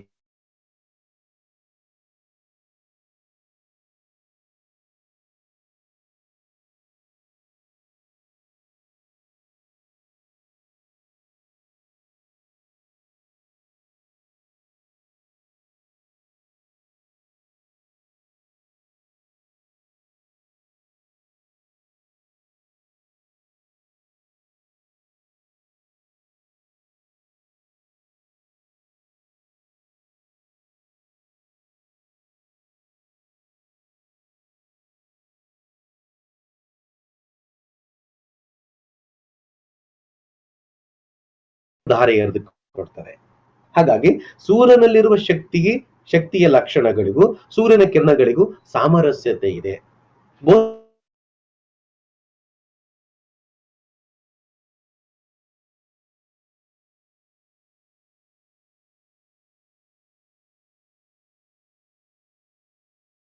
ಬಂದಿರೋದಿಲ್ಲ. ಹಾಗಾಗಿ sun and the rays, say for example soul and the creator ಸೃಷ್ಟಿಕರ್ತ ಸೂರ್ಯನನ್ನ ನಾವು ಹೋಲಿಕೆ ಮಾಡಿ ನೋಡೋದಾದ್ರೆ, ಸೃಷ್ಟಿಕರ್ತನಲ್ಲಿ ಅಗಾಧವಾದಂತಹ ಶಕ್ತಿ ಇದೆ. ಆ ಸೃಷ್ಟಿಕರ್ತನಲ್ಲಿರುವ ಅಗಾಧವಾದಂತಹ ಶಕ್ತಿ ಆತ್ಮಗಳ ಮೂಲಕ ಸಮಾಜದಲ್ಲಿ ಬಿಡುಗಡೆಗೊಳ್ತಾ ಇದೆ. ಹಾಗಾಗಿ ಆತ್ಮನನ್ನ ಆ ಪರಮಾತ್ಮನಲ್ಲಿ ಲೀನ ಮಾಡುವಂತ ಒಂದು ಪ್ರಕ್ರಿಯೆಯನ್ನು ನಾವಿಲ್ಲಿ ಸ್ವವಾಸ್ತವೀಕರಣ ಅಂತ ಅದು ತಾತ್ವಿಕ ದೃಷ್ಟಿಕೋನದಲ್ಲಿ ಕಾಣ್ತೇವೆ. ಸೊ ಹೀಗೆ ಈ ವಾಸ್ತವೀಕರಣವನ್ನು ನೋಡುವಾಗ ಸಾಮಾನ್ಯವಾಗಿ ನಮ್ಮ ಅಗತ್ಯತೆಗಳನ್ನ ಈಡೇರಿಸಿಕೊಳ್ಳೋದು ಅಂತ ಕರಿತೇವೆ. ಸೆಲ್ಫ್ ಆಕ್ಚುವಲೈಸೇಷನ್ ಅನ್ನುವಂಥದ್ದು ವ್ಯಕ್ತಿ ಹೇಗೆ ಪಡ್ಕೊಳ್ತಾನೆ, how a person can get the self actualization, what is the process of actualization of self. It's a desire to fulfil one's all potentialities ಅಂತ ಈಗಾಗಲೇ ಹೇಳಿದೆ. ತನ್ನ ಏನೆಲ್ಲ ಅಗತ್ಯತೆಗಳನ್ನು ಪೂರೈಸಿಕೊಳ್ತಕ್ಕಂಥದ್ದು ಅಂದಾಗ ಅದಕ್ಕೆ ಮನೋವೈಜ್ಞಾನಿಕ ಒಂದು ಸಿದ್ಧಾಂತ ಇರೋದನ್ನ ನಾವು ಕಾಣ್ತೇವೆ. ಅದನ್ನು ನಾವು Maslow's theory of hierarchy of needs ಅಂತ ಕರೀತೇವೆ. Maslow theory of hierarchy of needs, ಮಾಸ್ಲೋರವರ ಆ ಒಂದು ಅಗತ್ಯತೆಗಳ ಏಣಿ ಶ್ರೇಣಿ ಅಂತ ಕರೀತೇವೆ. ಅಬ್ರಮ್ ಮಾಸ್ಲೋ ಅನ್ನುವಂತ ಒಬ್ಬ ಮನೋವಿಜ್ಞಾನಿ ಮಾನವನ ಅಗತ್ಯತೆಗಳ ಕುರಿತಾಗಿ ಚರ್ಚೆ ಮಾಡಿರೋದನ್ನ ಕಾಣ್ತೇವೆ. ಮಾನವನ ಅಗತ್ಯತೆಗಳನ್ನು ಮೂಲಭೂತವಾಗಿ 5 ವರ್ಗೀಕರಣವನ್ನ ಮಾಡಿದ್ದಾನೆ. He classified human needs under 5 categories, under the 5 titles.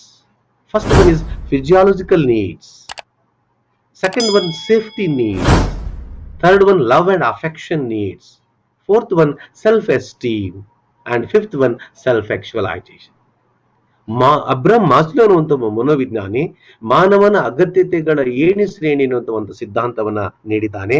ಈ ಏಣಿ ಶ್ರೇಣಿಯ ಸಿದ್ಧಾಂತದಲ್ಲಿ ಮೊದಲ ಹಂತದಲ್ಲಿ ನಾವು ನೋಡೋದಾದರೆ ಫಿಸಿಯಾಲಜಿಕಲ್ ನೀಡ್ಸ್, ಶಾರೀರಿಕ ಅಗತ್ಯತೆಗಳು ಅಂತ ಕರಿತೇವೆ. ಅದಾದ್ಮೇಲೆ ಸೇಫ್ಟಿ ನೀಡ್ಸ್, ಭದ್ರತೆಯ ಅಗತ್ಯತೆಗಳು. 3ನೇ ಹಂತದಲ್ಲಿ ಲವ್ ಅಂಡ್ ಅಫೆಕ್ಷನ್, ಪ್ರೀತಿ ಮತ್ತು ವಾತ್ಸಲ್ಯದ ಅಗತ್ಯತೆ. 4ನೇ ಹಂತದಲ್ಲಿ ಸೆಲ್ಫ್ ಎಸ್ಟೀಮ್, ಸ್ವಯಂ ಪ್ರತಿಷ್ಠೆಯ ಅಗತ್ಯತೆಗಳು. 5ನೇ ಹಂತದಲ್ಲಿ ಸೆಲ್ಫ್ ಆಕ್ಚುವಲೈಸೇಷನ್, ಸ್ವವಾಸ್ತವೀಕರಣ. ಒಬ್ಬ ವ್ಯಕ್ತಿ ಸ್ವವಾಸ್ತವೀಕರಣ ಪಡಿಬೇಕು ಅಂದ್ರೆ ಆ ಅಗತ್ಯತೆಗಳ ಪೂರೈಕೆ ಆಗ್ಬೇಕಂದ್ರೆ ಈ ಕೆಳಗಿನ ಎಲ್ಲ ಅಗತ್ಯತೆಗಳು ಪೂರೈಕೆ ಆಗ್ಲಿಕ್ಕಿವೆ. Without the fulfillment of physiological needs, safety needs, love and affection needs, and self-esteem needs, a man cannot attain self-actualization. Hence, self-actualization is nothing but a fulfillment of all desires. ಎಲ್ಲ ಅಗತ್ಯತೆಗಳನ್ನ ಪೂರೈಸಿಕೊಳ್ಳುವಂತ ಒಂದು ಪ್ರಕ್ರಿಯೆ ಅಂತ ನಾವು ಕರಿತೇವೆ. ಹಾಗಾಗಿ ಶಾರೀರಿಕ ಅಗತ್ಯತೆಗಳನ್ನ ಮೊದಲ ಹಂತದಲ್ಲಿ ಕಾಣ್ತೇವೆ. The primary human needs are physiological needs. Without the fulfillment of physiological needs, man cannot move towards safety needs. ಅದನ್ನು ಇವುಗಳನ್ನ ಮೂಲಾಗತ್ಯವಾದಂತ ಬೇಡಿಕೆಗಳಂತ ಕರಿತೇವೆ. ಯಾವುದೇ ಒಬ್ಬ ವ್ಯಕ್ತಿ ತನ್ನ ಶಾರೀರಿಕ ಅಗತ್ಯತೆಗಳನ್ನ ತೃಪ್ತಿಪಡಿಸಿಕೊಳ್ಳದೇನೆ ಭದ್ರತೆ ಅಗತ್ಯತೆಗೆ ಎಂತೂ ಜಂಪ್ ಆಗೋದಿಲ್ಲ.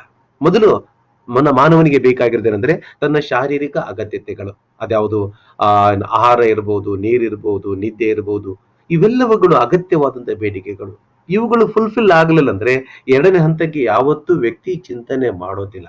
A man cannot think of safety needs unless and until he or she fulfill the physiological needs. Hence, at the first stage, human beings are trying their level best to fulfill the physiological needs. ಆರಂಭಿಕ ಹಂತಗಳಲ್ಲಿ ಮಾನವರು ತಮ್ಮ ಶಾರೀರಿಕ ಅಗತ್ಯತೆಗಳನ್ನ ಪೂರೈಸಿಕೊಳ್ಳಲಿಕ್ಕೆ ಸಾಕಷ್ಟು ಪ್ರಯತ್ನಗಳನ್ನ ಮಾಡ್ತಾರೆ. ಅದು ಅವರ ಬದುಕಿಗೆ ಒಂದು ಚಾಲಕಗಳಾಗಿದ್ದಾವೆ. ಅದು ಅವರ ಬದುಕಿಗೆ ಒಂದು ಮೋಟಿವೇಶನ್ ಆಗಿದೆ. It can be considered as A motivation theory of motivation ಅಂತ ಕರಿತೀವಿ. ಸೊ ಫಿಸಿಯಾಲಜಿಕಲ್ ಶಾರೀರಿಕ ಅಗತ್ಯತೆಗಳು ಯಾರಲ್ಲಿ ತೃಪ್ತಿಗೊಳ್ಳುತ್ತವೆ ಆ ವ್ಯಕ್ತಿ ಎರಡನೇ ಹಂತದ ಕಡೆಗೆ ಚಿಂತನೆ ಮಾಡ್ತಾನೆ. ಆ ಎರಡನೇ ಹಂತ ಯಾವುದಂದ್ರೆ ಸೇಫ್ಟಿ ನೀಡ್ಸ್. ಯಾವ ಮಾನವರಲ್ಲಿ ಶಾರೀರಿಕ ಅಗತ್ಯತೆಗಳು ಫುಲ್ಫಿಲ್ ಆದವು ಅಂದ್ರೆ ಆತ ಎರಡನೇ ಒಂದು ಆರ್ಡರ್ದ ಎರಡನೇ ಒಂದು ಕ್ರಮದಲ್ಲಿ ಬರ್ತಕ್ಕಂತ ಅಗತ್ಯತೆಗಳ ಬಗ್ಗೆ ಚಿಂತನೆಯನ್ನು ಮಾಡ್ತಾನೆ. ಆ ಎರಡನೇ ಕ್ರಮದಲ್ಲಿ ಬರ್ತಕ್ಕಂತ ಅಗತ್ಯತೆಗಳು ಯಾವುದು ಅಂದ್ರೆ safety needs. Once man fulfill the physiological needs, he can jump to the or he can think to the second order of needs. That second order of need is safety need. ಎರಡನೇ ಹಂತದಲ್ಲಿ ಆತ ಭದ್ರತೆಯ ಬಗ್ಗೆ ಚಿಂತನೆ ಮಾಡ್ತಾನೆ. ಅದಕ್ಕೆ ಪೂರಕವಾದಂತ ಪ್ರಯತ್ನಗಳನ್ನ ಮಾಡ್ತಾನೆ. He won't get safety in the society, safety in the life, safety in the process of life. ಬದುಕಿನಲ್ಲಿ ಒಂದು ಭದ್ರತೆಯನ್ನು ಪಡೆದುಕೊಳ್ಳಿಕ್ಕೆ ಪ್ರಯತ್ನ ಮಾಡ್ತಾನೆ. ತನಗೆ ಬೇಕಾದಂತ ಏನೆಲ್ಲ ಪ್ರಯತ್ನಗಳನ್ನ ಮಾಡಿ ತನ್ನ ಬದುಕಿಗೆ ಭದ್ರತೆಯನ್ನು ಮಾಡ್ಕೊಳ್ತಾನೆ. ಶಿಕ್ಷಣ ಒಂದು ಬದುಕಿನ ಭದ್ರತೆ ಆಗಿರ್ಬೋದು, ವೃತ್ತಿಯು ಕೂಡ ಒಂದು ಬದುಕಿನ ಭದ್ರತೆ ಆಗಿರ್ಬೋದು, ಅಥವಾ ಹೀಗೆ ಬೇರೆ ಬೇರೆ ಕ್ಷೇತ್ರಗಳಲ್ಲಿ ತನ್ನ ಜ್ಞಾನ ಅನುಭವಗಳನ್ನ ವಿಕಸನ ಮಾಡಿಕೊಂಡು ತನ್ನ ಬದುಕಿಗೆ ಒಂದು ಭದ್ರತೆಯನ್ನು ಕಂಡುಕೊಳ್ತಾನೆ. ಅದನ್ನ ನಾವು ಸೇಫ್ಟಿ ನೀಡ್ಸ್ ಅಂತ ಕರೀತೀವಿ. ಅದು ಫೈನಾನ್ಷಿಯಲ್ ಆಗಿರ್ಬೋದು ಅಥವಾ ಇನ್ನಾವುದೋ ಅಂಶಗಳಾಗಿರ್ಬೋದು. ಹೀಗೆ ಮಾನವ ಶಾರೀರಿಕ ಅಗತ್ಯತೆಗಳನ್ನ ಪೂರೈಸಿಕೊಳ್ಳುತ್ತಾ ಭದ್ರತೆಯ ಅಗತ್ಯತೆಗಳನ್ನು ಯಾವ ವ್ಯಕ್ತಿ ಪೂರೈಸಿಕೊಳ್ಳುತ್ತಾನೋ ಆ ವ್ಯಕ್ತಿ ಮೂರನೇ ಹಂತಕ್ಕೆ ಜಂಪ್ ಆಗ್ಲಿಕ್ಕೆ ಪ್ರಯತ್ನ ಮಾಡ್ತಾನೆ. ಮೂರನೇ ಹಂತದ ಬಯಕೆಗಳು ಯಾವುದು ಅಂದ್ರೆ love and affection need. A man who has satisfied physiological needs and safety need, he can move towards love and affection need. The love and affection need can be called as a third order human needs. They are also playing a very important role in the process of human development. ಮಾನವನ ವಿಕಸನದಲ್ಲಿ ಈ ಒಂದು ಪ್ರೀತಿ ವಾತ್ಸಲ್ಯದ ಅಗತ್ಯತೆಗಳು ಪ್ರಮುಖವಾದಂತ ಪಾತ್ರ ವಹಿಸ್ತವೆ. ಯಾವ ವ್ಯಕ್ತಿ ಶಾರೀರಿಕ ಅಗತ್ಯತೆಗಳನ್ನು ಪೂರೈಕೆ ಮಾಡಿಕೊಂಡು ಭದ್ರತೆಯ ಅಗತ್ಯತೆಗಳನ್ನು ಪೂರೈಸಿಕೊಳ್ತಾ ಅಥವಾ ಅಗತ್ಯತೆಗಳು ಪೂರೈಕೆ ಆಗಿದ್ದೇವೆ ಅಂತ ಅವನಿಗೆ ಅನಿಸ್ತದೋ ಅವಾಗ ಆತ ಮೂರನೇ ಹಂತದ ಮೂರನೇ ಕ್ರಮದ ಒಂದು ಅಗತ್ಯತೆಗಳ ಕಡೆಗೆ ಚಿಂತನೆಯನ್ನ ಮಾಡ್ತಾನೆ. ಅದಕ್ಕೆ ಬೇಕಾದಂತ ಸಿದ್ಧತೆಗಳನ್ನ ಅದಕ್ಕೆ ಪೂರಕವಂತ ಕ್ರಿಯೆಗಳನ್ನ ಮಾಡ್ಲಿಕ್ಕೆ ವ್ಯಕ್ತಿ ಪ್ರಯತ್ನ ಮಾಡ್ತಾನೆ. ಆ ಮೂರನೇ ಹಂತದ ಅಂಶಗಳು ಯಾವುದು ಅಂದ್ರೆ ಪ್ರೀತಿ ಮತ್ತು ವಾತ್ಸಲ್ಯಗಳು. ಮಾನವ ಸಮಾಜದಿಂದ, ಕುಟುಂಬದವರಿಂದ, ತಮ್ಮ ಗೆಳೆಯರಿಂದ, ನೆರೆಹೊರೆಯವರಿಂದ ಪ್ರೀತಿ ವಾತ್ಸಲ್ಯಗಳನ್ನ ಪಡಿಲಿಕ್ಕೆ ಪ್ರಯತ್ನ ಮಾಡ್ತಾರೆ. He want to gratify the need of love and affection. Love and affection from his parents or her parents. Love and affection from the siblings. Love and affection from the society. Love and affection from the entire society. ಒಟ್ಟು ಸಮಾಜದ ಅಥವಾ ಕೌಟುಂಬಿಕ ವ್ಯವಸ್ಥೆಯಲ್ಲಿ ತಮ್ಮ ನೆರೆಹೊರೆಯವರ ಜೊತೆಗೆ ಪ್ರೀತಿ ವಾತ್ಸಲ್ಯಗಳು ಪಡಿಲಿಕ್ಕೆ ಪ್ರಯತ್ನ ಮಾಡ್ತಾರೆ. ಎಲ್ಲರೂ ಅವನನ್ನ ಪ್ರೀತಿ ವಾತ್ಸಲ್ಯದಿಂದ ಕಾಣಬೇಕು. ಅದು ಎಲ್ಲರೂ ಬಯಸ್ತಾರೆ. This is everybody's need to gratify. ಎಲ್ಲರೂ ಅದನ್ನ ಫುಲ್ಫಿಲ್ ಮಾಡ್ಕೊಳ್ಳಿಕ್ಕೆ ಪ್ರಯತ್ನ ಮಾಡ್ತಾರೆ. ಅದನ್ನ ಪ್ರೀತಿ ವಾತ್ಸಲ್ಯ ಅಂತ ಅಂತಾರೆ. ಹಂತ ಯಾವುದು? ಶಾರೀರಿಕ ಅಗತ್ಯತೆಗಳು, ಭದ್ರತೆಯ ಅಗತ್ಯತೆಗಳು ಮತ್ತು ಪ್ರೀತಿ ವಾತ್ಸಲ್ಯಗಳ ಅಗತ್ಯತೆಯನ್ನು ಪೂರೈಸಿಕೊಳ್ತಾನೋ ಆ ವ್ಯಕ್ತಿ ನಾಲ್ಕನೇ ಕ್ರಮದ ಅಗತ್ಯತೆಗಳ ಕಡೆಗೆ ಚಿಂತನೆಯನ್ನ ಮಾಡ್ತಾನೆ. ಆ ನಾಲ್ಕನೇ ಕ್ರಮದ ಅಗತ್ಯತೆಗಳು ಯಾವುದು ಅಂದ್ರೆ ಸೆಲ್ಫ್ ಎಸ್ಟೀಮ್, ಸ್ವಯಂ ಪ್ರತಿಷ್ಠೆಯ ಹಂತ ಅಂತ. A man who has fulfilled the physiological needs, safety need, and love and affection need at maximum extent, he or she can move towards the fourth order or fourth rung need, human needs, so called self esteem need. Self esteem ಅಂದ್ರೆ ಸ್ವಯಂ ಪ್ರತಿಷ್ಠೆಯ ಹಂತ ಅಂತ ಕರಿತೇವೆ. ಈ ಹಂತದಲ್ಲಿ ವ್ಯಕ್ತಿ ಅಹಂಭಾವ ಬೆಳವಣಿಗೆ ಆಗುತ್ತೆ. In this stage human needs are developing like egoism. ಅಹಂಭಾವ ಸಂಪೂರ್ಣವಾಗಿ ಬೆಳಲಿಕ್ಕೆ ಪ್ರಯತ್ನ ಮಾಡ್ತದೆ. ನಾನು ಅನ್ನುವಂಥದ್ದು, ನಾನು ಶ್ರೇಷ್ಠ ಅನ್ನುವಂಥ ಮನೋಭಾವನೆ, ನಾನೇ ಶ್ರೇಷ್ಠನಾಗಿದ್ದೇನೆ ಅನ್ನುವಂಥ ಒಂದು ಒಂದು ಪ್ರವೃತ್ತಿ ಮಾನವನಲ್ಲಿ ಬೆಳೀತದೆ. God is the great, I am the God ಅನ್ನಂಗಾಗುತ್ತೆ. God is the great but I am the God. So ನಾನು ಶ್ರೇಷ್ಠ ಅನ್ನುವಂತ ಒಂದು ಮನೋಭಾವಕ್ಕೆ ವ್ಯಕ್ತಿ ಬರ್ತಾನೆ. ಆ ಒಂದು ಹಂತವನ್ನ ಸೆಲ್ಫ್ ಎಸ್ಟೀಮ್ ಅಥವಾ ಸ್ವಯಂ ಪ್ರತಿಷ್ಠೆಯ ಹಂತ ಅಂತ.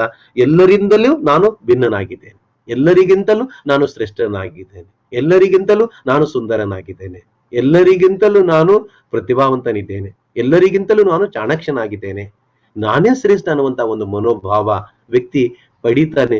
ಇದು ಕೂಡ ಮಾನವನ ವಿಕಸನದ, ಮಾನವನ ಬೆಳವಣಿಗೆಯ ಒಂದು ಘಟ್ಟ ಅಂತ ಕರೀತೇವೆ. It's a human need, that is self esteem need to get the egoism. ಅಹಂಭಾವದ ಹಂತ ಅಂತ ಕರಿತೇವೆ, ಸ್ವಯಂ ಪ್ರತಿಷ್ಠೆಯ ಹಂತ ಅಂತ ಕರಿತೇವೆ. ನಾನು ಶ್ರೇಷ್ಠ ಅನ್ನುವಂತ ಒಂದು ಹಂತಕ್ಕೆ ವ್ಯಕ್ತಿ ಬರ್ತಾನೆ. ಅದಕ್ಕೆ ಬೇಕಾದಂತ ಎಲ್ಲ ಪ್ರಯತ್ನಗಳನ್ನ ವ್ಯಕ್ತಿ ಮಾಡೋದನ್ನ ಕಾಣ್ತೇವೆ. ಅದನ್ನ ನಾವು ಸೆಲ್ಫ್ ಎಸ್ಟೀಮ್ ನೀಡ್ ಅಂತ ಕರಿತೇವೆ. ಯಾವ ವ್ಯಕ್ತಿ ಸೆಲ್ಫ್ ಎಸ್ಟೀಮ್ಗೆ ಬರ್ತಾನೆ ಅಲ್ಲಿ ಸ್ವಾರ್ಥಪರತೆ ಹೆಚ್ಚಿಗೆ ಇರ್ತದೆ. ನಾನು ಅನ್ನುವಂಥದ್ದು, ಎಲ್ಲವೂ ನನಗಾಗಿ, ಎಲ್ಲರೂ ನನಗಾಗಿ ಅನ್ನುವಂತ ಒಂದು ಹಂತಕ್ಕೆ ವ್ಯಕ್ತಿ ತಲುಪ್ತಾನೆ. ಹೀಗೆ ಶಾರೀರಿಕ ಅಗತ್ಯತೆಗಳು, ಭದ್ರತೆಯ ಅಗತ್ಯತೆಗಳು, ಪ್ರೀತಿ ವಾತ್ಸಲ್ಯದ ಅಗತ್ಯತೆಗಳು ಮತ್ತು ಸ್ವಯಂ ಪ್ರತಿಷ್ಠೆಯ ಅಗತ್ಯತೆಗಳು, ಇದು ಈ 4 ಹಂತದ ಅಗತ್ಯತೆಗಳು ಯಾರು ಪೂರೈಸಿಕೊಳ್ತಾರೋ, ಯಾರು ಫುಲ್ಫಿಲ್ ಮಾಡ್ಕೊಳ್ತಾರೋ ಅವರು ಕೊನೆಯ ಒಂದು ಕ್ರಮದ ಅಗತ್ಯತೆಗಳ ಕಡೆಗೆ ಅವರು ತಮ್ಮ ವ್ಯಕ್ತಿತ್ವವನ್ನು ಬೆಳೆಸಿಕೊಳ್ತಾರೆ. ಅಥವಾ ಕೊನೆಯ ಒಂದು ಅಗತ್ಯತೆಗಳನ್ನ ಪೂರೈಸಿಕೊಳ್ಳಿಕ್ಕೆ ಅವರು ತಮ್ಮ ವ್ಯಕ್ತಿತ್ವವನ್ನು ಪರಿವರ್ತನೆ ಮಾಡಿಕೊಳ್ತಾರೆ. ಆ ಕೊನೆಯ ಹಂತದ, ಕೊನೆಯ ಕ್ರಮದ ಮಾನವನ ಅಗತ್ಯತೆ ಯಾವುದು ಅಂದ್ರೆ ಅದನ್ನ ಸೆಲ್ಫ್ ಆಕ್ಚುಲೈಸೇಷನ್, ಸ್ವವಾಸ್ತವೀಕರಣದ ಹಂತ ಅಂತ ಕರೀತೇವೆ. Self actualization is a top rung human needs. ಉತ್ತುಂಗತ ಶ್ರೇಣಿಯಲ್ಲಿ ಇರ್ತಕ್ಕಂಥ ಮಾನವನ ಅಗತ್ಯತೆ ಅಂತ ಕರಿತೇವೆ. ಬಹುಶಃ ಈ ಹಂತಕ್ಕೆ ಎಲ್ಲರೂ ತಲುಪೋದಿಲ್ಲ ಅನ್ನುವಂಥದ್ದು ಮನೋವಿಜ್ಞಾನಿಗಳ ಒಂದು ವಿಚಾರ. Almost all the individuals not going to reach the self actualization stage. Most of the individual, more than 70, 80, 90% of the individual, they want to stay in the fulfillment of self-esteem need only. ಹೆಚ್ಚಾಗಿ ಮನೋವಿಜ್ಞಾನಿಗಳು ಹೇಳೋದಂದ್ರೆ ಸಾಮಾನ್ಯವಾಗಿ ಮಾನವರು 4ನೇ ಹಂತದ ಒಂದು ಅಗತ್ಯತೆಗಳನ್ನು ತೃಪ್ತಿಪಡಿಸುವುದರಲ್ಲಿ ತಮ್ಮ ಬದುಕನ್ನ ಕೊನೆಗಾಣಿಸ್ತಾರೆ ಅನ್ನುವಂಥದ್ದು. ಸ್ವಯಂ ಪ್ರತಿಷ್ಠೆಯ ಹಂತದಲ್ಲಿಯೇ ಅವರು ಫುಲ್ಫಿಲ್ ಆಗ್ತಾರೆ, ಅದರಲ್ಲಿ ದೀರ್ಘಕಾಲದವರೆಗೆ ಬದುಕ್ತಾರೆ ಅನ್ನುವಂಥದ್ದು. ಹಾಗಾಗಿ ಬಹಳಷ್ಟು ಜನ ವ್ಯಕ್ತಿಗಳು ಸೆಲ್ಫ್ ಆಕ್ಚುಲೈಸೇಷನ್ಗೆ ಹೋಗೋದಿಲ್ಲ. They never enter in to the field of self actualization need. So it is a totally against to the self esteem need. ಸ್ವಯಂ ಪ್ರತಿಷ್ಠೆಯ ಹಂತಕ್ಕೆ ವಿರುದ್ಧವಾದ ಒಂದು ಒಂದು ವ್ಯಕ್ತಿತ್ವದ ಪರಿವರ್ತನೆಯನ್ನ, ವ್ಯಕ್ತಿತ್ವದ ಬೆಳವಣಿಗೆಯನ್ನ, ಅಗತ್ಯತೆಯನ್ನ ನಾವು ಸೆಲ್ಫ್ ಆಕ್ಚುಲೈಸೇಷನ್ ಹಂತದಲ್ಲಿ ನಾವು ಕಾಣ್ತೇವೆ. ಅಂದ್ರೆ ಸೆಲ್ಫ್ ಆಕ್ಚುಲೈಸೇಷನ್ ಸ್ಟೇಜ್ ಏನನ್ನು ಹೇಳ್ತದೆ ಅಂದ್ರೆ ಅತ್ಯಂತ ಸರಳವಾದಂತಹ ಸ್ವಭಾವದ ವ್ಯಕ್ತಿಯನ್ನು ನಾವು ಕಾಣ್ತೇವೆ. ಕೆಲವು ಲಕ್ಷಣಗಳನ್ನ ನೋಡಿದರೆ ಸೆಲ್ಫ್ ಆಕ್ಚುಲೈಸೇಷನ್ ಅಂದ್ರೆ ಏನು, ಯಾರು ಸೆಲ್ಫ್ ಆಕ್ಚುಲೈಸೇಷನ್ ಆಗಿದ್ದಾರೆ, ಅವರ ಲಕ್ಷಣಗಳೇನಿರ್ತವೆ ನಾವು ತಿಳ್ಕೊಂಡ್ರೆ, ಹೇಗೆ ಶಿಕ್ಷಣ ಅನ್ನುವಂಥದ್ದು ಈ ಮಾನವನನ್ನ ಸ್ವವಾಸ್ತವೀಕರಣ ಮಾಡುವಂತ ಒಂದು ಪ್ರಕ್ರಿಯೆ. ಅಂದ್ರೆ ಸ್ವವಾಸ್ತವೀಕರಣಗೊಳ್ಳಬೇಕು ಅಂದ್ರೆ ಶಾರೀರಿಕ ಅಗತ್ಯತೆಗಳ ಪೂರೈಕೆ ಆಗಬೇಕು, ಭದ್ರತೆಯ ಅಗತ್ಯತೆಗಳು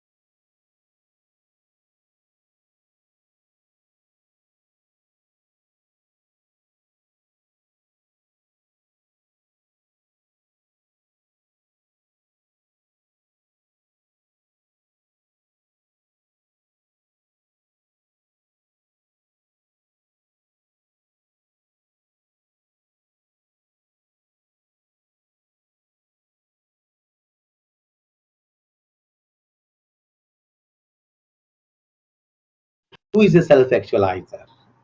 Whether we are in the process of self-actualization, are we in the process of self-actualization?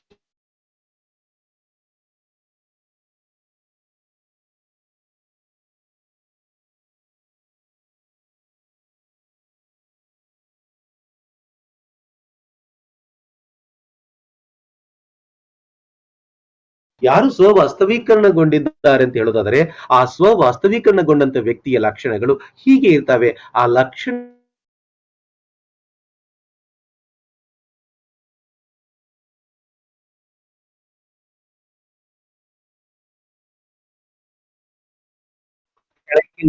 ಮೊದಲನೇದು ಅಕ್ಸೆಪ್ಟೆನ್ಸ್ ಆಫ್ ರಿಯಾಲಿಟಿ. ವಾಸ್ತವತೆಯನ್ನು ಒಪ್ಪಿಕೊಳ್ಳುವ ಗುಣ ವಾಸ್ತವೀಕರಣಗೊಂಡಂತ ವ್ಯಕ್ತಿಯಲ್ಲಿ ಇರುತ್ತದೆ. ಅಕ್ಸೆಪ್ಟೆನ್ಸ್ ಆಫ್ ರಿಯಾಲಿಟಿ, ವಾಸ್ತವತೆಯನ್ನ ಒಪ್ಪಿಕೊಳ್ಳುವ ಗುಣ. As you know, friends, just put a question or ask questions yourself. Are you accept the reality? The acceptance of reality of self and the others. ನಮ್ಮ ಬಗ್ಗೆ ನಮಗೆ ವಾಸ್ತವತೆಯನ್ನು ಒಪ್ಪಿಕೊಳ್ಳುವಂಥದ್ದು ಅಥವಾ ಇತರರ ಬಗ್ಗೆ ವಾಸ್ತವತೆಯನ್ನು ಒಪ್ಪಿಕೊಳ್ಳುವಂತ ಗುಣವನ್ನು ನಾವು ಹೊಂದಿದ್ದೇವೆ ಅನ್ನುವಂಥ ಒಂದು ಪ್ರಶ್ನೆಯನ್ನು ಹಾಕೊಂಡ್ರೆ ಎಷ್ಟೋ ಸಂದರ್ಭಗಳಲ್ಲಿ ವಾಸ್ತವತೆಯೊಂದಿಗೆ ನಾವು ಯಾವತ್ತೂ ಹೋಗೋದಿಲ್ಲ. ಅಂದರೆ ನಾವು ವಾಸ್ತವೀಕರಣದ ಹಂತಕ್ಕೆ ತಲುಪಿಲ್ಲ. ಏನು ವಾಸ್ತವಿಕತೆಯನ್ನು ಒಪ್ಪಿಕೊಳ್ಳುವುದಂದ್ರೆ ಯಾವುದು ನಮ್ಮ ಬದುಕಿನ ಬಗೆಗೆ, ನಮ್ಮ ವ್ಯಕ್ತಿತ್ವದ ಬಗೆಗೆ ವಾಸ್ತವವಾಗಿದೆ ಅದನ್ನು ನಾವು ಒಪ್ಪಿಕೊಳ್ಳುವಂಥದ್ದು. ಉದಾಹರಣೆಗೆ ಹೇಳೋದಾದ್ರೆ, ಸರಳವಾಗಿ ತಮಗೆ ತಿಳಿಯುವ ಹಾಗೆ ಹೇಳೋದಾದ್ರೆ, ನಾನೊಬ್ಬ ಏನೋ ಕಾಲಿಗೆ ತೊಂದರೆ ಆಗಿದೆ, ಯಾರೊಬ್ಬರು ನಮಗೆ ಕುಂಟ ಅಂತ ಕರೀತಾರೆ. ಕುಂಟ ಅಂತ ಕರೆದ್ರೆ ಇಮಿಡಿಯೇಟ್ಲಿ ಸಿಟ್ಟಿಗೆ ಬರ್ತೀವಿ, ಜಗಳ ಕಾಯ್ತೀವಿ. ಅಂದ್ರೆ ಆ ವಾಸ್ತವತೆಯನ್ನು ಒಪ್ಪಿಕೊಳ್ಳದ ಗುಣ ನಮ್ಮ ಹತ್ರ ಇಲ್ಲ ಅಂತ. Once we do not accept the reality, it means we are not a self actualizer. ಬಹುಶಃ ನಮಗೆ ಯಾವುದೋ ಕುಳ್ಳಿಗಿದ್ದೇವೆ ಅಂತ ಇಟ್ಟುಕೊಳ್ಳೋಣ, ಹೈಟ್ ನಲ್ಲಿ ಕಡಿಮೆ ಇದೆ, ಯಾರೊಬ್ರು ಕುಳ್ಳ ಅಂದ್ರೆ ಸಿಟ್ಟಿಗೆ ಬರ್ತೀವಿ, ನಾವು ನಮ್ಮನ್ನು ಕುಳ್ಳ ಅಂತೀವಿ ಅಂದ್ರೆ. ಸೊ ಅದರ ಅರ್ಥ ವಾಸ್ತವತೆಯನ್ನು ನಾವು ಒಪ್ಪಿಕೊಳ್ಳೋದಿಲ್ಲ. ಕಲರ್ದಲ್ಲಿ ನಮಗೆ ಏನು ಕರೆ ಅಂತಂದ್ರೆ ಅದಕ್ಕೆ ನಮಗೆ ಸಿಟ್ಟು ಬರ್ತದೆ. ಸೊ ಎಷ್ಟೋ ಸಂದರ್ಭಗಳಲ್ಲಿ ನಮ್ಮ ಬದುಕಿನ ವಾಸ್ತವತೆಗಳನ್ನ ನಾವು ಒಪ್ಪಿಕೊಳ್ಳುವುದಿಲ್ಲ. ಯಾವ ವ್ಯಕ್ತಿ ಬದುಕಿನ ಬಗೆಗಿನ ವಾಸ್ತವತೆಯನ್ನು ಒಪ್ಪಿಕೊಳ್ಳುತ್ತಾನೋ, ಅದು ತನ್ನ ಬಗ್ಗೆ ಇರಬಹುದು ಅಥವಾ ಇತರರ ಬಗ್ಗೆ ಇರಬಹುದು, ಆ ವಾಸ್ತವತೆಯನ್ನು ಒಪ್ಪಿಕೊಳ್ಳುವ ಗುಣ ಯಾರಲ್ಲಿ ಇರ್ತದೋ ಅವರನ್ನ ವಾಸ್ತವೀಕರಣಗೊಂಡಂತ ವ್ಯಕ್ತಿ ಅಂತ ಕರೀತಾರೆ. A self-actualizer is a one who can accept the reality, who can go hand in hand with the reality. He can accept the reality, whatever it may be. It may be a hard to the another individual, but he will accept it. ಅದು ಬೇರೆಯವರಿಗೆ ತೊಂದರೆ ಕೊಡೋದು, ಅವನಿಗೆ ತೊಂದರೆ ಕೊಡೋದಾಗಿದ್ರು ಕೂಡ ಅದನ್ನು ಒಪ್ಪಿಕೊಳ್ಳುತ್ತಾನೆ. ಆ ವಾಸ್ತವತೆಯನ್ನ, ಸತ್ಯವನ್ನ ಒಪ್ಪಿಕೊಳ್ಳುವಂತ ಒಂದು ಗುಣ ವ್ಯಕ್ತಿಯಲ್ಲಿ ಇರ್ತದೆ. ಅವನನ್ನ ವಾಸ್ತವೀಕರಣಗೊಂಡಂತ ವ್ಯಕ್ತಿ ಅಂತ ಕರೀತಾರೆ. ಇನ್ನು ಎರಡನೇ ಲಕ್ಷಣ spontaneity and simplicity. The second one characteristic features of self-actualizer is spontaneity and simplicity. ಸ್ವಯಂ ಸ್ಫೂರ್ತತೆ ಮತ್ತು ಸರಳತೆ ಅಂತ ಕರೀತಾರೆ. ಸ್ವಯಂ ಸ್ಫೂರ್ತತೆ. ಯಾವ ವ್ಯಕ್ತಿ ವಾಸ್ತವೀಕರಣಗೊಳ್ಳುತ್ತಾನೋ ಆ ವ್ಯಕ್ತಿಯ ಒಂದು ಲಕ್ಷಣ ಏನಾಗಿರ್ತದೆ ಅಂದ್ರೆ ಸ್ವಯಂ ಸ್ಫೂರ್ತನಾಗಿರ್ತಾನೆ, ಸ್ಪಾಂಟೇನಿಯಸ್ ಆಗಿರ್ತಾನೆ. He can react with any one situation. Spontaneously he can act with the any one situations, and he shows with simplicity. ಅತ್ಯಂತ ಸರಳವಾದಂತ ಸ್ವಭಾವವನ್ನು ಆತ ತೋರಿಸ್ತಾನೆ. ಸರಳತೆ ಆತನ ಬದುಕಿನ ಒಂದು ಲಕ್ಷಣವಾಗಿರ್ತದೆ. A simplicity and spontaneity is a characteristic features of the self-actualizer. ಸಹಜವಾದಂತ ಒಂದು ಬದುಕನ್ನ ಆತ ಮಾಡ್ತಿರ್ತಾನೆ. ಬಹುಶಃ ನಾವು ನೋಡ್ತೇವೆ, ನಮ್ಮ ಬದುಕು ಸರಳವಾಗಿಲ್ಲ. Our life is not a simplified manner. We are going to make our life in a complex manner. ಅನ್ಯಾಚುರಲಿಟಿಯನ್ನು ನಾವು ಬದುಕಿನಲ್ಲಿ ತೋರಿಸ್ತೇವೆ. ಯಾವುದಿಲ್ಲವೋ ಅದನ್ನು ಇದೆ ಅಂತ ತೋರಿಸಲಿಕ್ಕೆ ಪ್ರಯತ್ನ ಮಾಡ್ತೇವೆ. ಹಾಗಾಗಿ ನಮ್ಮ ಬದುಕು ಅನ್ಯಾಚುರಲ್ ಆಗಿದೆ, ಸಿಂಪಲ್ ಆಗಿಲ್ಲ.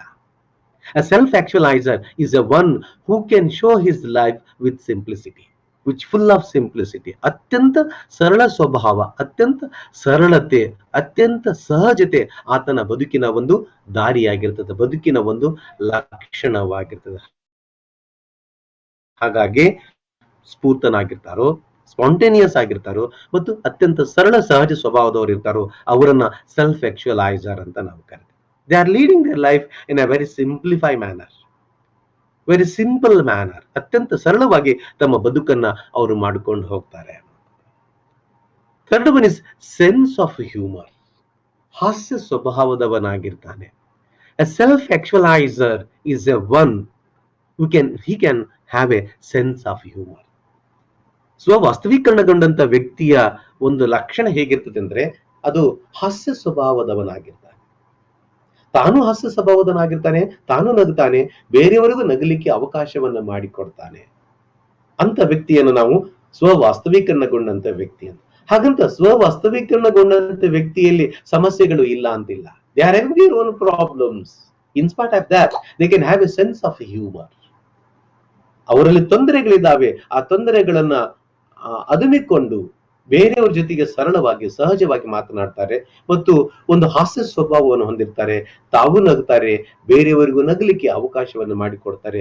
ಎಲ್ಲರಿಗೂ ಒಂದು ಉತ್ಸಾಹವನ್ನು ತುಂಬುವಂತ ಒಂದು ಕೆಲಸವನ್ನ ಈ ಒಂದು ಸೆಲ್ಫ್ ಆಕ್ಚುಲೈಸರ್ ಮಾಡ್ತಾನೆ. ಹಾಗಾಗಿ self actualizer is having a sense of humour. ಒಂದು ಹಾಸ್ಯ ಸ್ವಭಾವವನ್ನ ಆ ವ್ಯಕ್ತಿ ಹೊಂದಿರ್ತಾನೆ. ಸಮಸ್ಯೆಗಳು ಇದ್ದು ಆ ಸಮಸ್ಯೆಗಳನ್ನ ಬಿಟ್ಟು ಸಮಸ್ಯೆಗಳು ಇಲ್ಲ ಅನ್ನುವಂತ ದೃಷ್ಟಿಯಲ್ಲಿ ತನ್ನ ವ್ಯಕ್ತಿತ್ವವನ್ನ, ತನ್ನ ಸ್ವಭಾವವನ್ನ ಆತ ತೋರಿಸ್ತಾನೆ ಅನ್ನುವಂಥದ್ದು. ನಾಲ್ಕನೇದು, ಹಿ ಶೋಸ್ ಮಿಸ್ಟಿಸಿಸಮ್. ಅಧ್ಯಾತ್ಮವಾದಿಯಾಗಿರ್ತಾನೆ. ಆತ್ಮ ಸಾಕ್ಷಾತ್ಕಾರಗೊಂಡಂತ ವ್ಯಕ್ತಿ ಅಥವಾ ಸ್ವವಾಸ್ತವೀಕರಣಗೊಂಡಂತ ವ್ಯಕ್ತಿ ಸಾಮಾನ್ಯವಾಗಿ ಅಧ್ಯಾತ್ಮವಾದಿಯಾಗಿರ್ತಾನೆ. He shows mysticism. He believe in the existence of God. He accept the existence of the God, the nature of the God. ಅಧ್ಯಾತ್ಮವಾದಿಯಾಗಿರ್ತಾನೆ. ದೇವರ ಇರುವಿಕೆಯಲ್ಲಿ ನಂಬಿಕೆಯನ್ನು ಹೊಂದಿರ್ತಾನೆ. ದೇವರು ಇದ್ದಾನೆ ಅನ್ನುವಂತ ಒಂದು ನಂಬಿಕೆಯಿಂದ ಆತನ ಬದುಕನ್ನ ಮಾಡ್ತಾನೆ. ನನಗಿಂತಲೊಬ್ರು ಶ್ರೇಷ್ಠ ವ್ಯಕ್ತಿ ಇದ್ದಾನೆ, ಅವನು ನನ್ನನ್ನು ರೆಗ್ಯುಲೇಟ್ ಮಾಡ್ತಾ ಇದ್ದಾನೆ, ಅವನ ಅಡಿಯಲ್ಲಿ ನಾನು ಇದ್ದೇನೆ ಅನ್ನುವಂತ ಒಂದು ಭಾವ ಸ್ವವಾಸ್ತವೀಕರಣಗೊಂಡಂತ ವ್ಯಕ್ತಿಯಲ್ಲಿ ಇರ್ತಾರೆ. ಆಲ್ವೇಸ್ ಹಿ ಶೋಸ್ ಮಿಸ್ಟಿಸಿಸಮ್. ತನ್ನ ಆಧ್ಯಾತ್ಮಿಕವಾದಿಯಾಗಿರ್ತಾನೆ, ಅಧ್ಯಾತ್ಮವನ್ನು ಒಪ್ಪಿಕೊಳ್ತಾನೆ, ಏನು ದೇವರು ಅನ್ನುವಂತ ಒಂದು ಪರಿಕಲ್ಪನೆಯನ್ನು ಹೊಂದಿರ್ತಾನೆ. ಅದನ್ನ ತನ್ನಲ್ಲಿ ಸಾಕ್ಷಾತ್ಕರಣಗೊಳಿಸ್ಲಿಕ್ಕೆ ನನಗಿನ ಶ್ರೇಷ್ಠವಾದಂತ ಒಂದು ಶಕ್ತಿ ಸಮಾಜದಲ್ಲಿದೆ, ಅದನ್ನು ನಾನು ಪಡ್ಕೊಳ್ಬೇಕನ್ನುವಂತ ಒಂದು ಆಧ್ಯಾತ್ಮಿಕವಾದಿ ವ್ಯಕ್ತಿಯಾಗಿರ್ತಾನೆ. ಹಾಗಾಗಿ ಯಾರು ಆಧ್ಯಾತ್ಮಿಕತೆಯಲ್ಲಿ ತೊಡಗಿಕೊಳ್ತಾರೋ, ಆಧ್ಯಾತ್ಮಿಕತೆಯಲ್ಲಿ ನಂಬಿಕೆಯನ್ನು ಇಟ್ಕೊಳ್ತಾರೆ, ದೇವರ ಇರುವಿಕೆಯಲ್ಲಿ, ದೇವರ ಸ್ವರೂಪದಲ್ಲಿ ಇರುವಿಕೆಯನ್ನು ಇಟ್ಕೊಂಡಿರ್ತಾರೆ, ಅಂತವರನ್ನ ಸ್ವವಾಸ್ತವೀಕರಣಗೊಂಡಂತ ವ್ಯಕ್ತಿಗಳು ಅಂತ ನಾವು ಕರೀಬಹುದು. ಅಥವಾ ಸ್ವವಾಸ್ತವೀಕರಣಗೊಳ್ಳುವಂತ ವ್ಯಕ್ತಿಗಳು ಆಧ್ಯಾತ್ಮಿಕತೆ ಎಡೆಗೆ ಸಾಗ್ತಾರೆ ಅನ್ನುವಂಥದ್ದನ್ನ ನಾವು ತಿಳ್ಕೊಳ್ಬೇಕಾದಂತ ಸಂಗತಿ. Next one is democratic outlook. ಪ್ರಜಾಸತ್ತಾತ್ಮಕ ದೃಷ್ಟಿಕೋನ ಆ ವ್ಯಕ್ತಿ ಹೊಂದಿರ್ತಾನೆ. ಆತ್ಮ ಸಾಕ್ಷಾತ್ಕಾರ ಅಥವಾ ಸ್ವವಾಸ್ತವೀಕರಣಗೊಳ್ಳುವಂತ ವ್ಯಕ್ತಿ ಸಾಮಾನ್ಯವಾಗಿ ಪ್ರಜಾಸತ್ತಾತ್ಮಕ ದೃಷ್ಟಿಯನ್ನ ಹೊಂದಿರ್ತಾನೆ. What you mean by democratic outlook? He is going to always he identify his personality with the democratic outlook. He apply the democratic spirit and democratic method in his life. At the time of taking any decisions, he never want to take the decisions alonely. He want to take the decisions depending upon the opinion of the others. ವ್ಯಕ್ತಿ ತಾನೊಬ್ಬನೇ ಯಾವತ್ತು ನಿರ್ಣಯಗಳನ್ನು ತೆಗೆದುಕೊಳ್ಳೋದಿಲ್ಲ. ಪ್ರಜಾಸತ್ತಾತ್ಮಕ ದೃಷ್ಟಿ ಎಂದರೆ ತನಗೂ ಬದುಕಲಿಕ್ಕೆ ಅವಕಾಶ ಇದೆ, ಬೇರೆಯವರಿಗೂ ಬದುಕಲಿಕ್ಕೆ ಅವಕಾಶ ಇದೆ. ನಿರ್ಣಯಗಳನ್ನು ತೆಗೆದುಕೊಳ್ಳುವಾಗ ಬೇರೆಲ್ಲರ ವಿಚಾರಗಳನ್ನು ಗಮನಕ್ಕೆ ತಂದುಕೊಂಡು ಅವರ ವಿಚಾರಗಳಿಗೆ ಅವಕಾಶವನ್ನು ಕೊಟ್ಟು ತಾನು ನಿರ್ಣಯಗಳನ್ನು ತೆಗೆದುಕೊಳ್ಳುತ್ತಾನೆ. ಸೊ ಹಾಗಾಗಿ ಪ್ರಜಾಸತ್ತಾತ್ಮಕ ದೃಷ್ಟಿ ಅಂದ್ರೆ ಎಲ್ಲರ ಅಭಿಪ್ರಾಯಗಳಿಗೆ ತನ್ನದೇ ಆದಂತಹ ಒಂದು ವಿಚಾರವನ್ನ, ಎಲ್ಲರ ಅಭಿಪ್ರಾಯಗಳಿಗೆ ಅಲ್ಲಿ ಮನ್ನಣೆ ಇರ್ತದೆ. ಅಭಿಪ್ರಾಯಗಳನ್ನ ಗಮನಕ್ಕೆ ತಂದುಕೊಂಡು ಒಂದು ನಿರ್ಣಯವನ್ನು ತೆಗೆದುಕೊಳ್ತಕ್ಕಂತ ಒಂದು ವ್ಯವಸ್ಥೆ ಅದು ಸೆಲ್ಫ್ ಆಕ್ಚುಲೈಸರ್ ನಲ್ಲಿ ಇರ್ತದೆ. ಸೊ ವಾಸ್ತವೀಕರಣಗೊಳ್ಳುವಂತ ವ್ಯಕ್ತಿ ಅಥವಾ ವಾಸ್ತವೀಕರಣಗೊಂಡಂತ ವ್ಯಕ್ತಿ ತಾನೇ ಯಾವಾಗಲೂ ಶ್ರೇಷ್ಠ ಅಂತ ಅನ್ನೋದಿಲ್ಲ.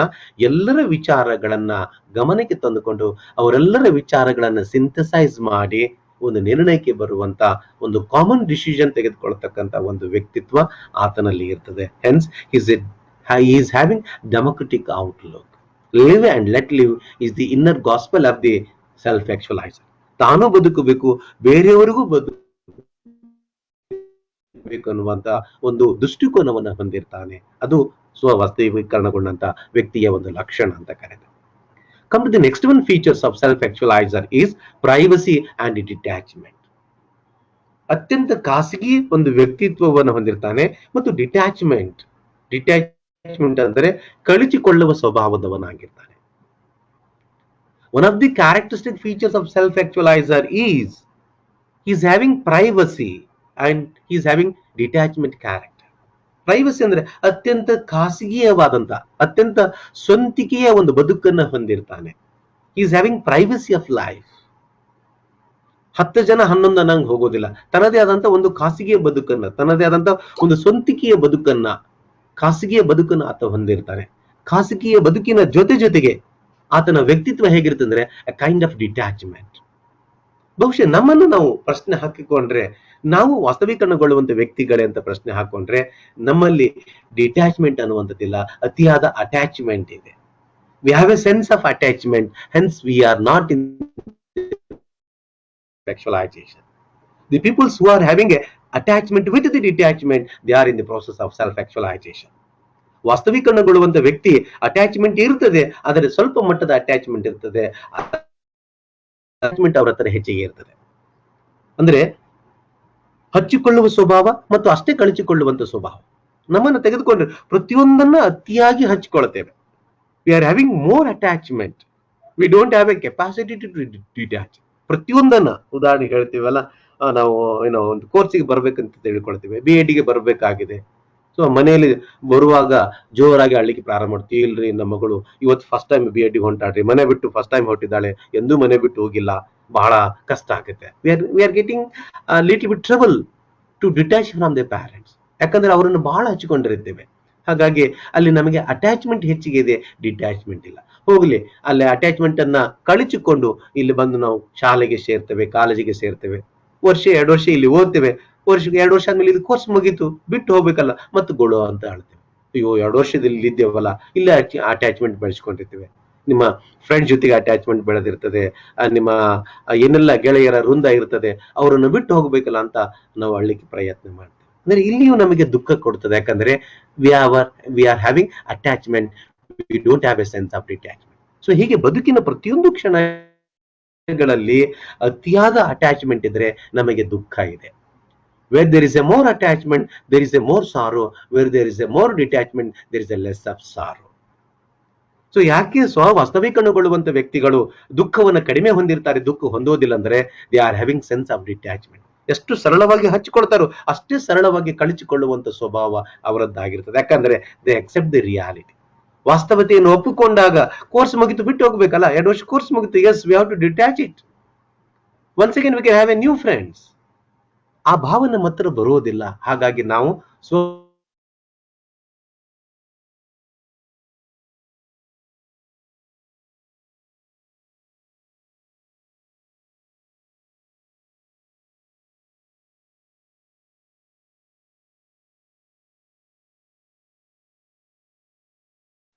ಎಲ್ಲರ ಜೊತೆಗೆ ಇರ್ತಾರೆ.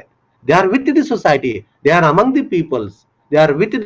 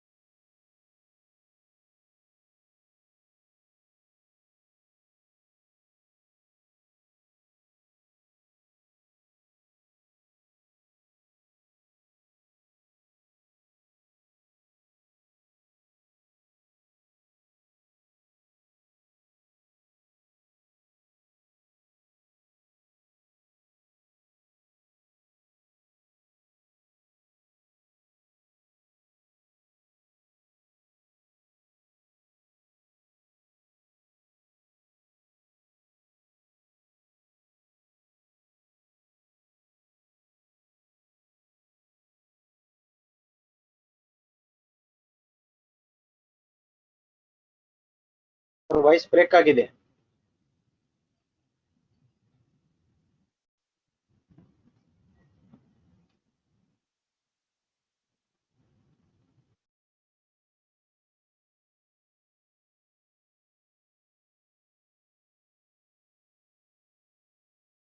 want to see creativity in their life. They want to apply the and see the life in a different manner. ತಮ್ಮ ಬದುಕಿನಲ್ಲಿ ಸೃಜನಶೀಲತೆಯನ್ನು ಅನ್ವಯಿಸಿಕೊಂಡು ಬದುಕನ್ನ ಹೊಸದಾಗಿ ಕಾಣುವಂತ, ನವೀನವಾಗಿ ಕಾಣುವಂತ, ಭಿನ್ನ ದೃಷ್ಟಿಯಲ್ಲಿ ನೋಡುವಂತ ಒಂದು ದೃಷ್ಟಿಕೋನ ಅವರದ್ದಾಗಿರ್ತದೆ. ಪ್ರತಿ ಕೆಲಸವನ್ನ ಭಿನ್ನವಾಗಿ ಮಾಡುವಂತ ಒಂದು ಸಾಮರ್ಥ್ಯ ಅವರು ಹೊಂದಿರ್ತಾರೆ. They want to do the each and every one activity in a creative manner, in a different manner, in a unique manner.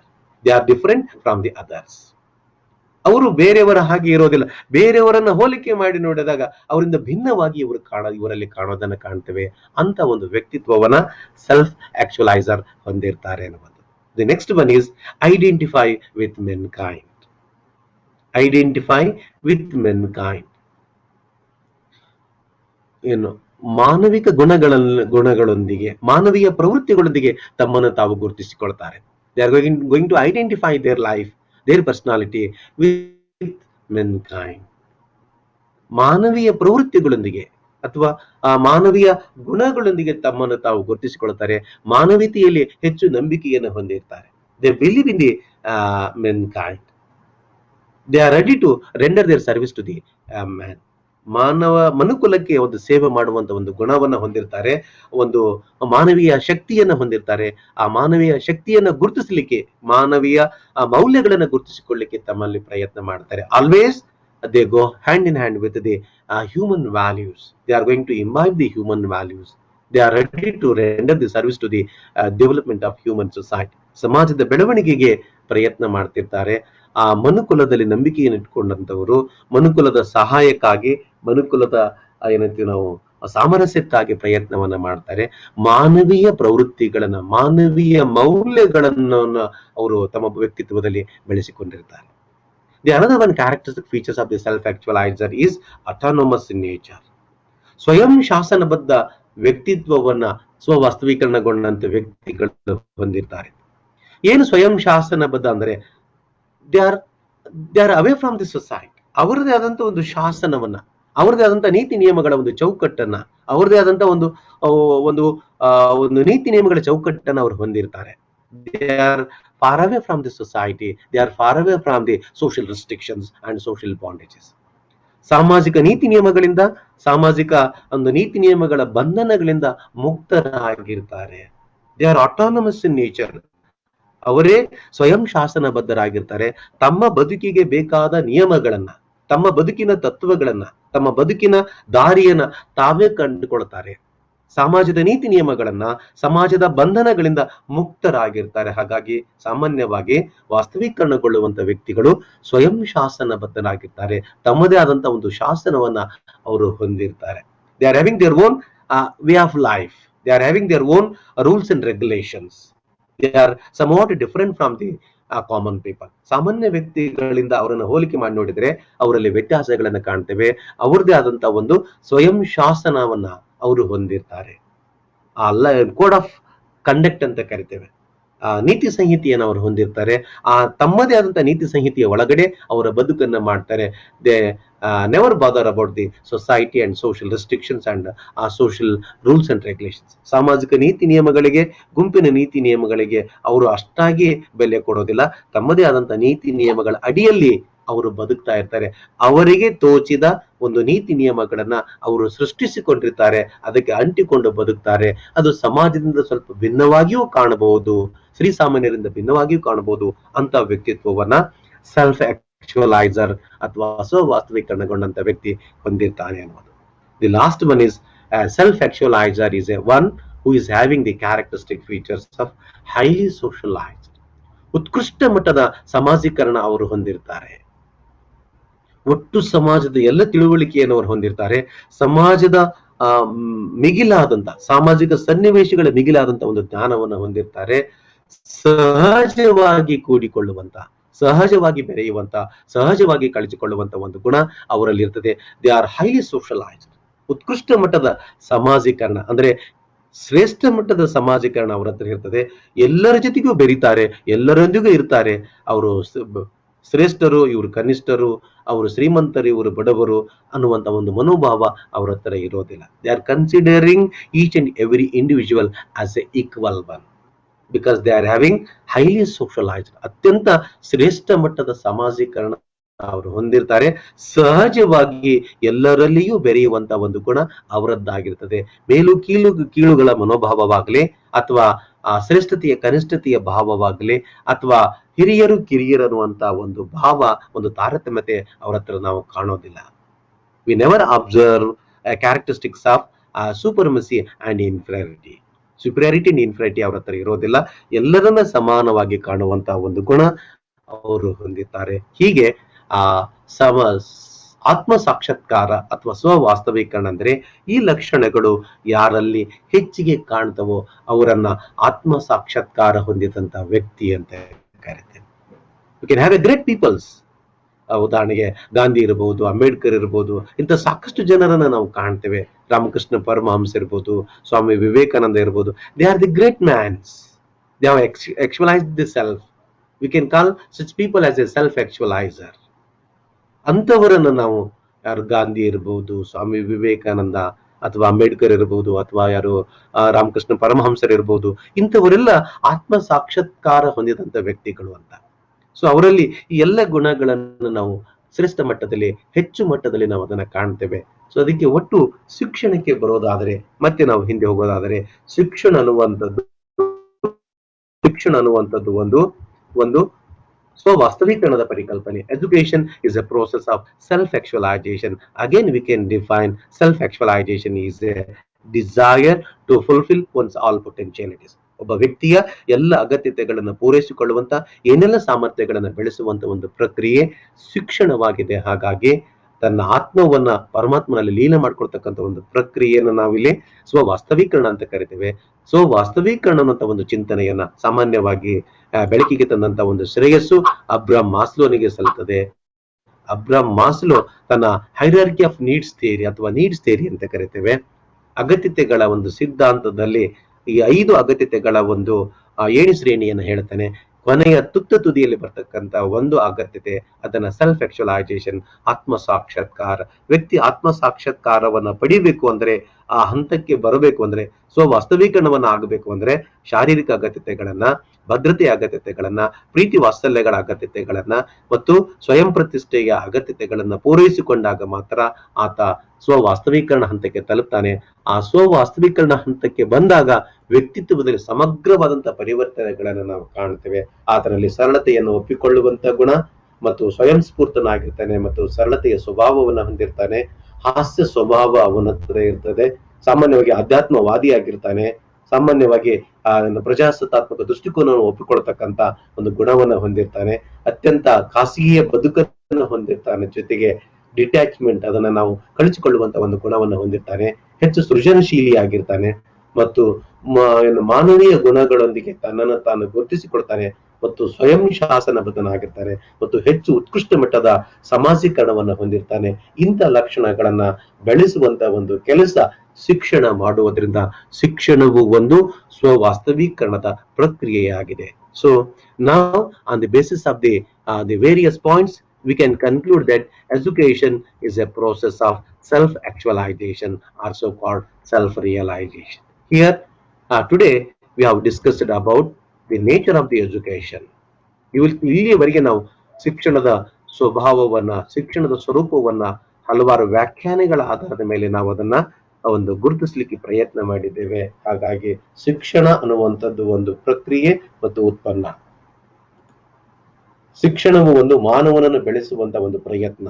ಶಿಕ್ಷಣ ಎಂದರೆ ಒಂದು ವರ್ತನೆಯ ಪರಿವರ್ತನೆ. ಶಿಕ್ಷಣ ಎಂದರೆ ಒಂದು ತರಬೇತಿ. ಶಿಕ್ಷಣ ಎಂದರೆ ಒಂದು ಬೋಧನೆ. ಶಿಕ್ಷಣ ಎಂದರೆ ಒಂದು ತತ್ವಗಳ ಉಪದೇಶ. ಶಿಕ್ಷಣವೆಂದರೆ ಚಟುವಟಿಕೆಗಳು ಮತ್ತು ಅನುಭವಗಳ ನಿರಂತರವಾದಂತಹ ಸಂಘಟನೆ ಮತ್ತು ಮರು ಸಂಘಟನೆಯಾಗಿದೆ ಅಂತ ಕಾಣ್ತೇವೆ. ಶಿಕ್ಷಣ ಎಂದರೆ ಒಂದು ಬಂಡವಾಳ ಹೂಡಿಕೆ. ಶಿಕ್ಷಣವೆಂದರೆ ಮಾನವ ಸಂಪನ್ಮೂಲದ ಅಭಿವೃದ್ಧಿಯ ಅಂಶ ಅಂತ ಕರಿತೇವೆ. ಶಿಕ್ಷಣ ಎಂದರೆ ಬಂಧನಗಳಿಂದ ವಿಮೋಚನೆ ಕಾಣುವಂಥದ್ದು. ದಿ ಪ್ರೋಸೆಸ್ ಆಫ್ ಇಮ್ಯಾನ್ಸಿಪೇಷನ್, ಬಂಧನಗಳಿಂದ ವಿಮೋಚನೆ ಕಾಣುವಂಥದ್ದು. Education is a kind of guidance. ಶಿಕ್ಷಣ ಒಂದು ಮಾರ್ಗದರ್ಶನದ ಪ್ರಕ್ರಿಯೆ ಎನ್ನುವಂಥದ್ದು. Education is a process of self actualization or self realization. ಶಿಕ್ಷಣವು ಒಂದು ಒಂದು ಸ್ವವಾಸ್ತವೀಕರಣ ಅಥವಾ ಆತ್ಮ ಸಾಕ್ಷಾತ್ಕಾರದ ಪ್ರಕ್ರಿಯೆ ಆಗಿದೆ ಅಂತ. ಹೀಗೆ ಇವೆಲ್ಲ ಅಂಶಗಳನ್ನ ನಾವು ಇವತ್ತಿನ ಚರ್ಚೆ ಮಾಡಿದ್ದೇವೆ.